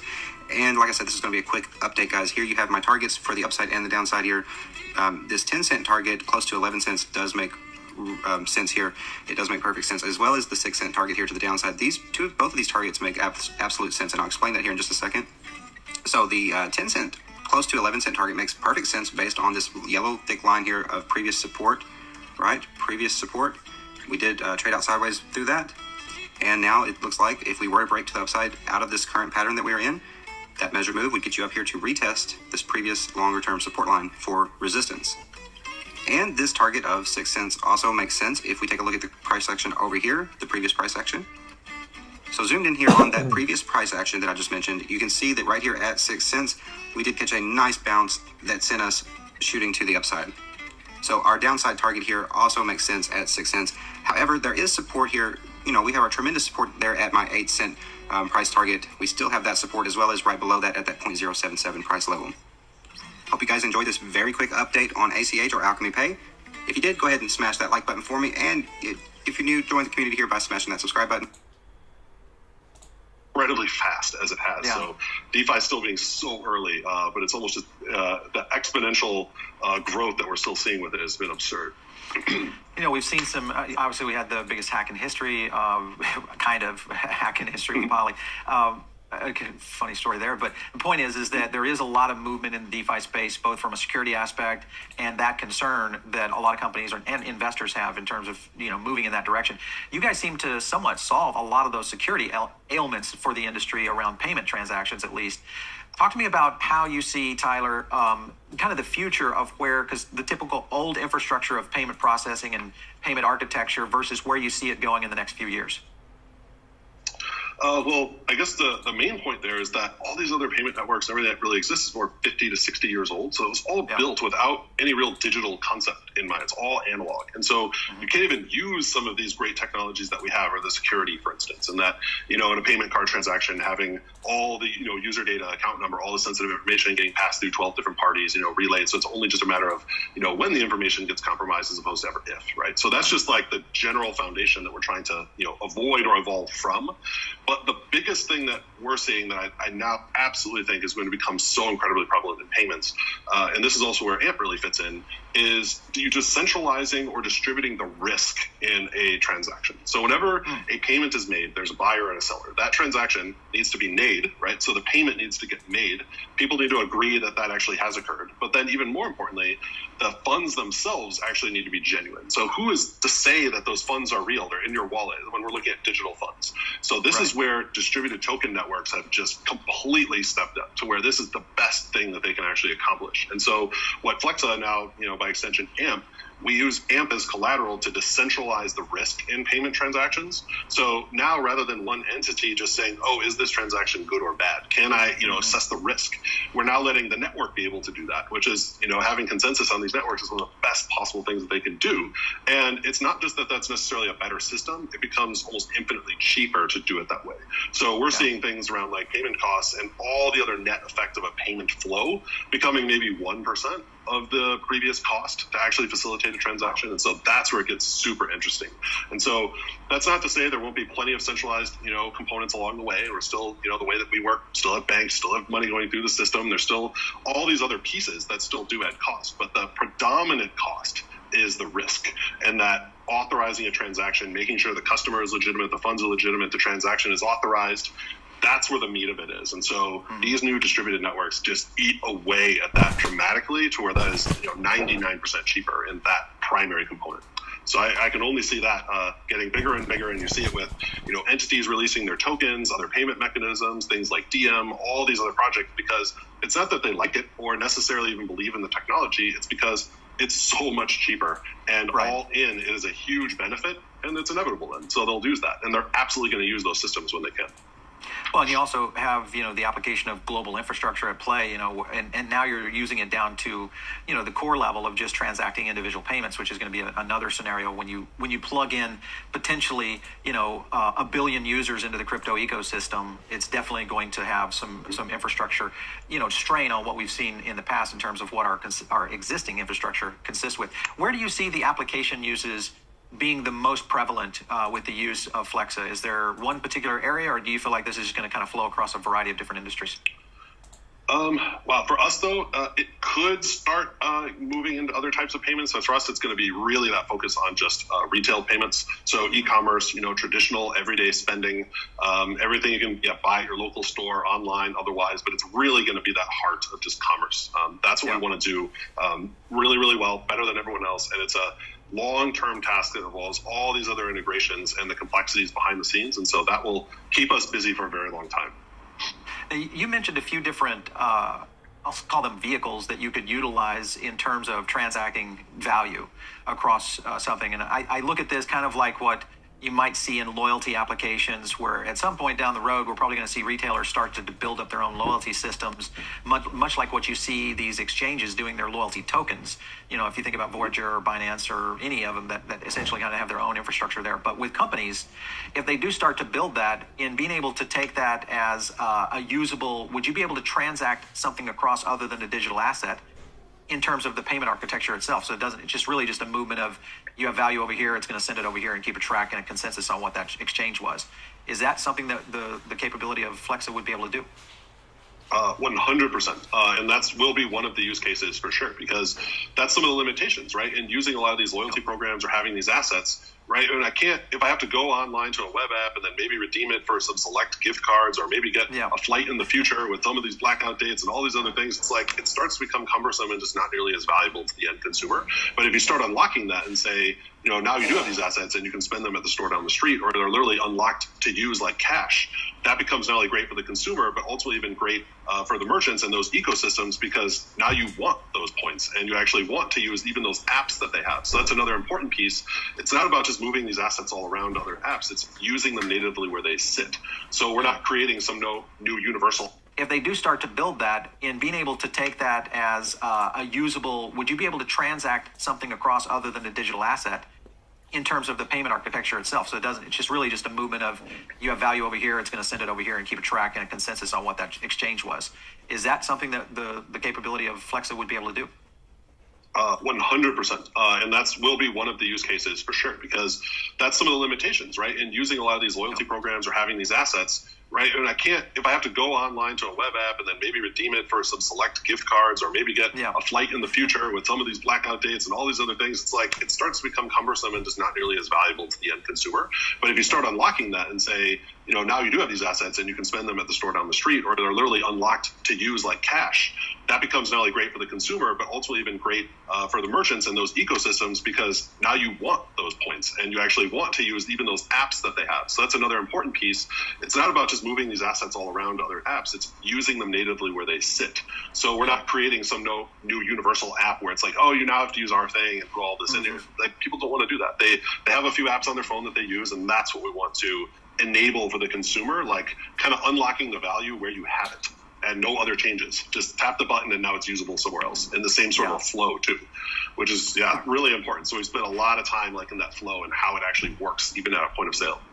I don't think people really understand the infrastructure system when it comes to payments today, of all the things that have to happen when you swipe a card or just use your app on your, Apple Pay, for instance. Just the amount of infrastructure that goes into putting those payment transactions in place is pretty amazing. So essentially, you're talking about Web 3.0 and the evolution of where payments and transactions will be conducted in the future. This seems like it would be absolutely an exploding market.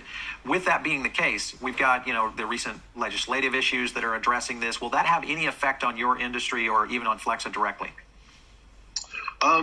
So there'll definitely be some effect because whenever there's legislation, it's going to hit either us or other projects or something in between. So there'll always be some level of an effect. But sort of going back to what I was mentioning earlier around just how powerful this concept is and having the utility of these, the tokens, these ecosystems, this new form of money, I believe and our partners believe so strongly of what that looks like that the long term is generally going to be unaffected, and that this is going to be such a powerful technology that people will use. And there's so much economic value in using it. It's so inevitable that there might be little, starts and stops as we deal to, especially on our end, being as compliant as possible. So knowing that we are adhering to what's in place, that might have some, small, medium, or short-term effect, but not in the long run. In the long run, I think, the value is so strong that we will figure it out, and hopefully we can work, with, legislators figuring all this out, our partners, and what all this starts to look like in the future.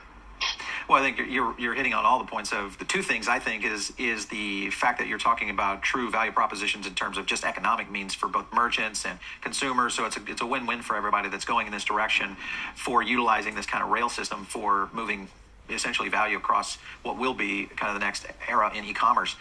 When you look, though, at fraud, because fraud is a big one that's rife in the current system that's out there, blockchain seems to have solved a lot of that inherently. Do you feel that the system that you guys are building has completely addressed this to pretty much kind of eliminate fraud from the system, which I think would be another big advantage for the for the entire industry? That's one of the major pieces. So that sort of the transaction validation, verification of funds itself. So that is something that these decentralized networks solve really perfectly. And so we really do build that as this is essentially a fraud-free network, and that we can't have fraud in the way that it exists currently. You can't, take assets that don't exist and spend them. You can't pretend that the assets are yours. So kind of fraud as it exists now, we have eliminated in this new digital system. And so we've been very proud of that, and we do believe that will continue on. And then we'll see what it starts to look like. But no, that's a big part of eliminating that very massive cost in the system. Tyler, just here recently, AMP jumping off the charts in terms of prices and, just the value proposition of where that token is going. How does that relate to what you guys are doing and what the AMP project is doing in general? Is it just kind of a unison lockstep and it's affecting the market position for AMP? Is that how you see it in terms of the value proposition for investors jumping into AMP? Yeah, I think, AMP just being a token from its inception that has very, very deliberate use. So the speculative use, aside, it's people are literally using it. So they're staking it onto the network. New wallets are coming on board. It's giving the spending capacity of the network. So I would say predominantly everything that we're seeing is around more user growth, more wallets coming on board, starting the integrations, more merchants. So it's really just the network itself growing and people staking these tokens, literally using them as designed. I think we're at something like 60% of all available tokens are staked on the network, and that's continuing to grow. So I think it's really about just people recognizing the utility and actually participating in it and saying, I want to do this. I want to enable this spending. And then now by virtue of that, getting the spending and us seeing the uptick and what that's looking like and new partners coming on. Some of the merchants we had announced even this summer, other new hardware partners, software partners we've been announcing over the past few months. So it's really starting to happen. It's really exciting seeing the partners now participating in this. Yeah. Tyler, we talked to a lot of founder CEOs like yourself. One of the big challenges that many of the new blockchain companies are facing is the talent pool. If you look at Vitalik and what E2.0 is trying to achieve, a lot of it, they've even claimed, hey, we have an engineering deficit. You look at what Cardano is trying to do with Alonzo, the rollout with Charles is trying to roll out, a little bit delayed, again, most likely because of just an engineering challenges. Are you seeing this as a system-wide challenge yet in terms of being able to get enough engineers, bringing on the kind of talent that we really need for all these different projects that are really kind of starting to blossom at this point? That's a great question. I think in general, you're always going to have, hiring premium. It's always going to be challenging when something is new. Technology industry has now, always been like this. So being able to find the very best people in the competition around that's going to be inevitable as well. But we have brought on quite a few new folks. For us, it's about just what people are looking to do and us having a real product, real partners. There isn't something of, we are building this in 2 or 3 years, or, this could launch, or this could happen. It's for us, it's very, very real today and only getting bigger. And so finding people that are excited about that mission and we really start digging in of like what Flexa can do to change how payments work. We found quite a few people that are really excited about that mission and digging in on the tech side. So still by no means easy. It's still going to be a big challenge finding a bunch of great new people, but we're really proud of the folks we have and great experience across the board, and thankfully finding a lot of people that are motivated by that mission and like kind of what Flexa has achieved and now is also looking to achieve. Right. Well, that's good. I mean, it's good to hear because we are, I'm hoping that we continue to see the kind of talent rushing into the space from other sectors, hopefully, because there's just so much demand on this level of programming experience. We cover this a lot on the show here, in terms of really innovative tech, AI, autonomy, and then you get into blockchain technology and where that's moving, and really the companies like yourself that are behind it and the needs that are needed for it is pretty significant out there. But anyway, Tyler, it's been great having you on the show, man. Best of luck at everything you're doing on Flexa. We're going to keep a close eye on things as you guys continue to progress your payments infrastructure. But thanks for stopping in. Fantastic. Yeah, thank you for having me. Really appreciate it. Absolutely. All right, you guys are listening in over on the podcast right now. Make sure and give us a few stars over there. If you're here on YouTube, give us some of your comments below. We love to get your feedback on, CEOs and projects that you'd like to see here on TechPath. It's one of the number one ways we get feedback from our audience. Of course, you can always hit me up on Twitter at Paul Barron. We'll catch you next time right here on TechPath.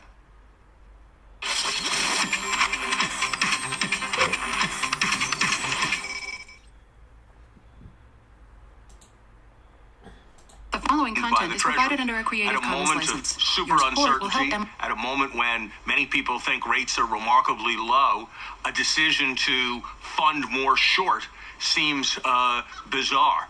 And that's just one of the reasons why I think as quickly as we prudently can without destabilizing things, we should be bringing QE to an end. At the same time, this week we found out that the government, at least part of the government, would like to borrow more money as we had that $3.5 trillion budget resolution passed the Senate, now headed over to the House. As Congress looks at this, because there's a lot of steps to take before it actually gets made into law, what should they be thinking about? What should Congress be concerned about in terms of macroeconomic policy? Look, the broad message of Bidenomics, of Build Back Better, that investment deficits are just as serious or more serious than financial deficits, and we have to address them, is right. But as we do it, we need to, one, pay for all the investments that we make with genuine revenue increases. Two, be very careful about locking in future liabilities that we don't pay for by, for example, funding very popular tax credits for just a few years. And three, making sure that what we call investments really are investments that augment the supply capacity of the economy. If we do those three things, this can be a contributor to non-inflationary growth and rising standards of living for years to come. But if we don't, there's a real risk that it's going to fuel an inflationary psychology and actually bring forward the date of the next bout of financial instability or recession. So you have talked about inflation a fair amount. The Biden administration reportedly took some steps maybe to keep down at least the price of gas at the pump this week. Ironically, when they're trying to cut back on greenhouse gas emissions, they ask OPEC Plus to increase its production. What did you make of that as a matter of policy? Look, I don't really hear the melody quite right on some of this. With Buy American, with raising tariffs, with various regulatory policies, with so-called worker-based trade policies, the goal of the Biden administration sometimes seems like it's to raise the price to consumers of most things, to help workers and to help businesses, and then to reduce the price of gasoline. Since we've seen this week that energy consumption is the most toxic form of consumption that households engage in, I think it's highly problematic to be trying to bring its price down while trying to bring every other price up. I think there's no more important price to increase in the American economy than the price of carbon-based fuels. And so this is a perverse kind of step from my point of view. I'd much rather see us do it in other ways than by helping OPEC. But in general, the right direction for gas prices is up, and the right direction for most other prices is down at a time of inflation, and policy seems to me in important respects to be pushing in the opposite direction. Another important initiative of the Biden administration is the moratorium on evictions. And as we know, that lapsed from the Congress. They got the CDC to actually extend it now into early October. At the same time, it pushed the envelope a bit, I must say, on the law. Being a lawyer, reading the Supreme Court cases, it struck me it pushed the envelope.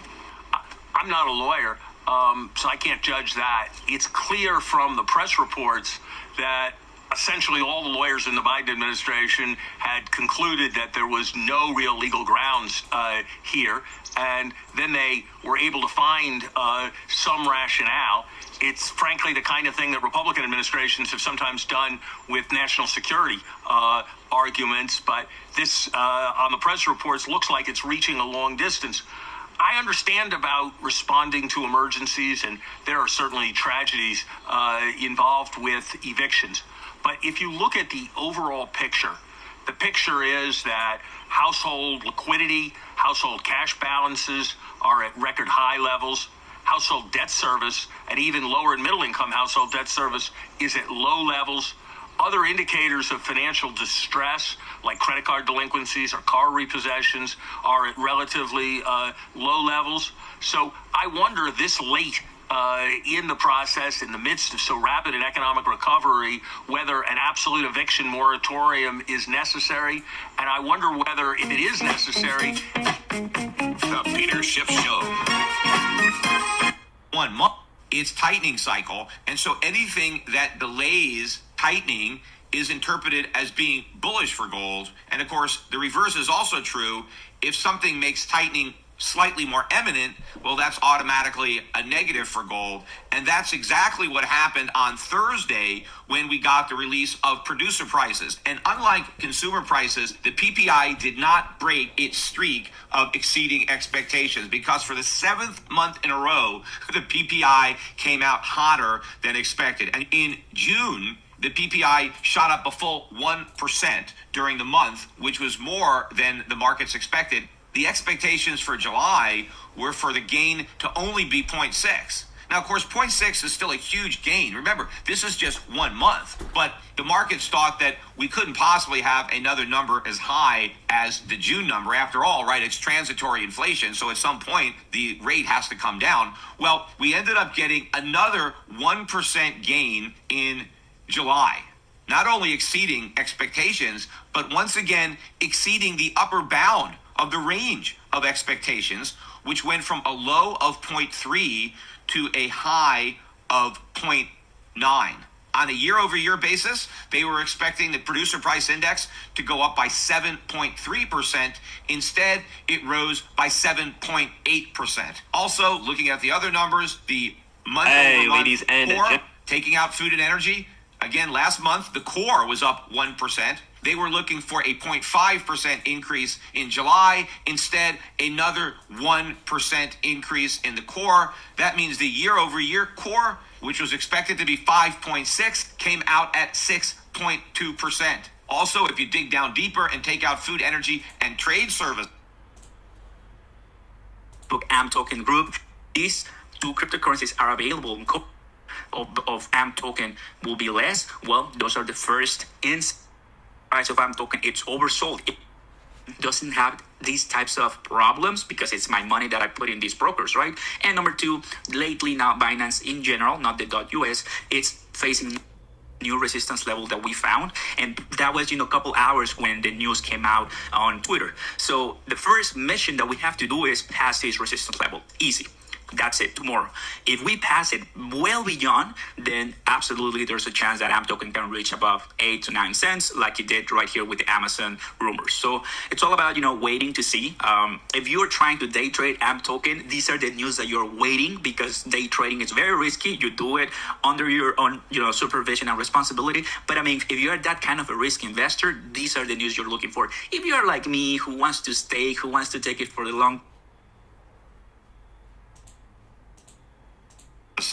that was supposed to come in at 0.5, and instead it came in at 0.9. So beats across the board when it comes to the PPI. In fact, if you look at the year-to-date increase in producer prices, just so far in 2021, their producer prices have risen by 7.8% in 7 months. If you look at the increase year-to-date, that's the first 7 months of the year, producer prices are already up by 6.4% in just 7 months. So if you annualize those gains and extrapolate it for the entire 2021, producer prices will rise 11% in this year. Look, it's already a record increase since they began tracking, which doesn't include the 1970s. Apparently, this particular series does not go back to the 70s. But as far as it goes back, the year-over-year increase of 7.8 is already a record. But clearly, we're going to beat that record, certainly by the end of 2021. In fact, look at the numbers that we've seen so far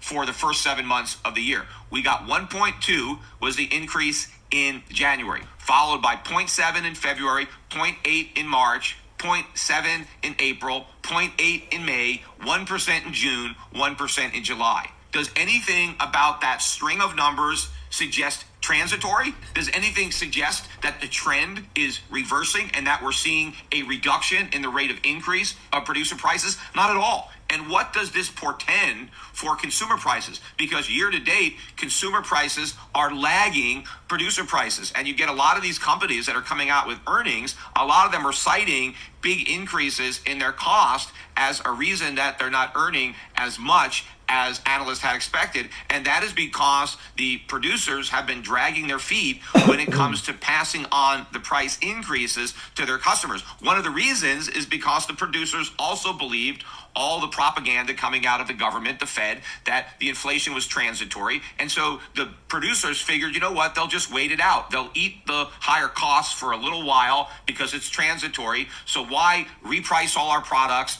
risk upsetting our customers when we just have to grin and bear it for a few months of transitory inflation, and then the prices will come back down and everything will be fine. Well, as time goes by and this narrative is not playing out, inflation, instead of being transitory and getting better, is persistent and getting worse. What you are going to see, and this is what I've been saying from the beginning, is the producers are going to throw in the towel on holding back on passing down the full cost increase to their customers. And so the consumer price index is going to catch up to the producer price index. Now, if you believe it doesn't, right, if producers are just going to absorb these higher costs indefinitely, that's very bad for corporate profits.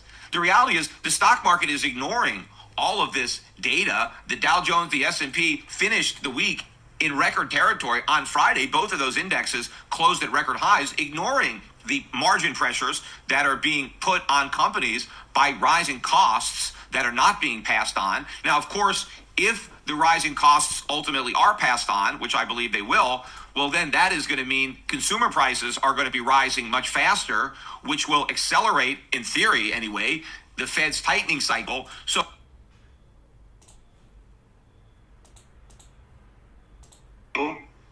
I'm actually going to look at my chats today and see if people are asking some on Binance Chain. Let me tell you why.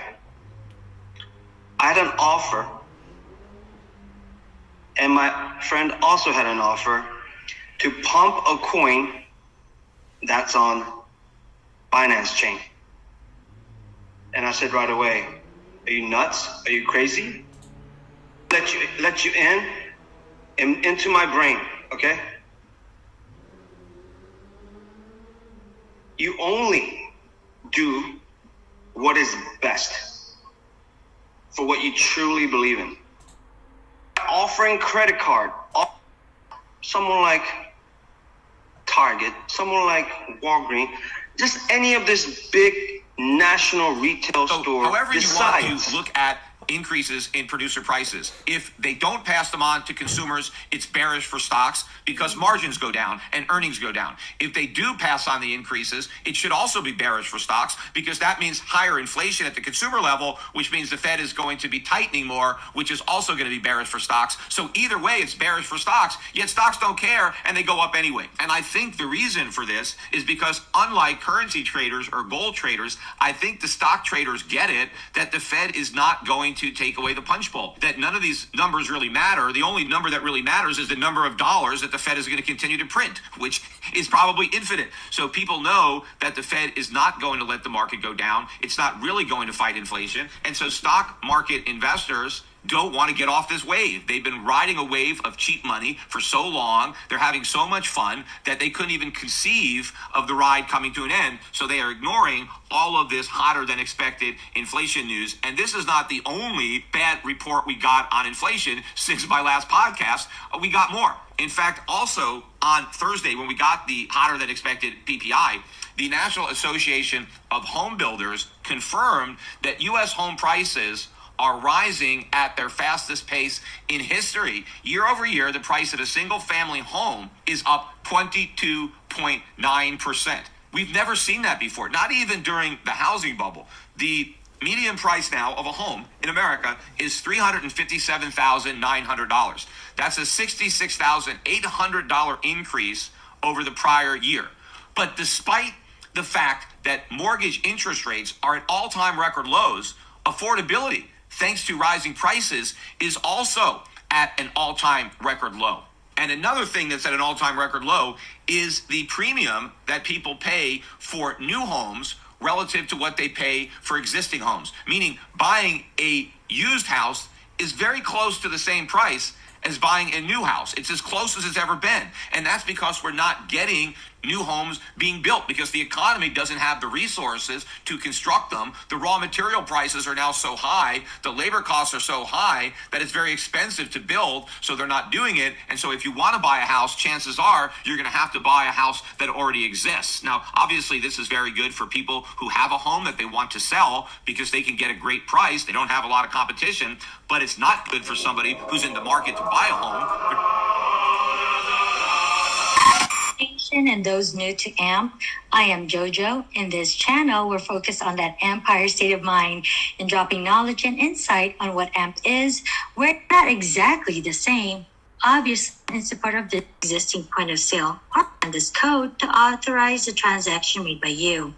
Flexa then pays merchant payments. Access Alchemy's DeFi services as well as other third-party particularly if it's your first home. So a lot of people who might like to buy a home but can't afford it, even with rock bottom interest rates, are renting instead, which is why rents are also surging at a record pace. Yet despite double-digit year-over-year rent increases in reality, and despite the 23% year-over-year increase in home prices, according to the government, when they calculate the CPI, which supposedly includes 33% rent, the government is saying that year-over-year rent is up just 2.5%.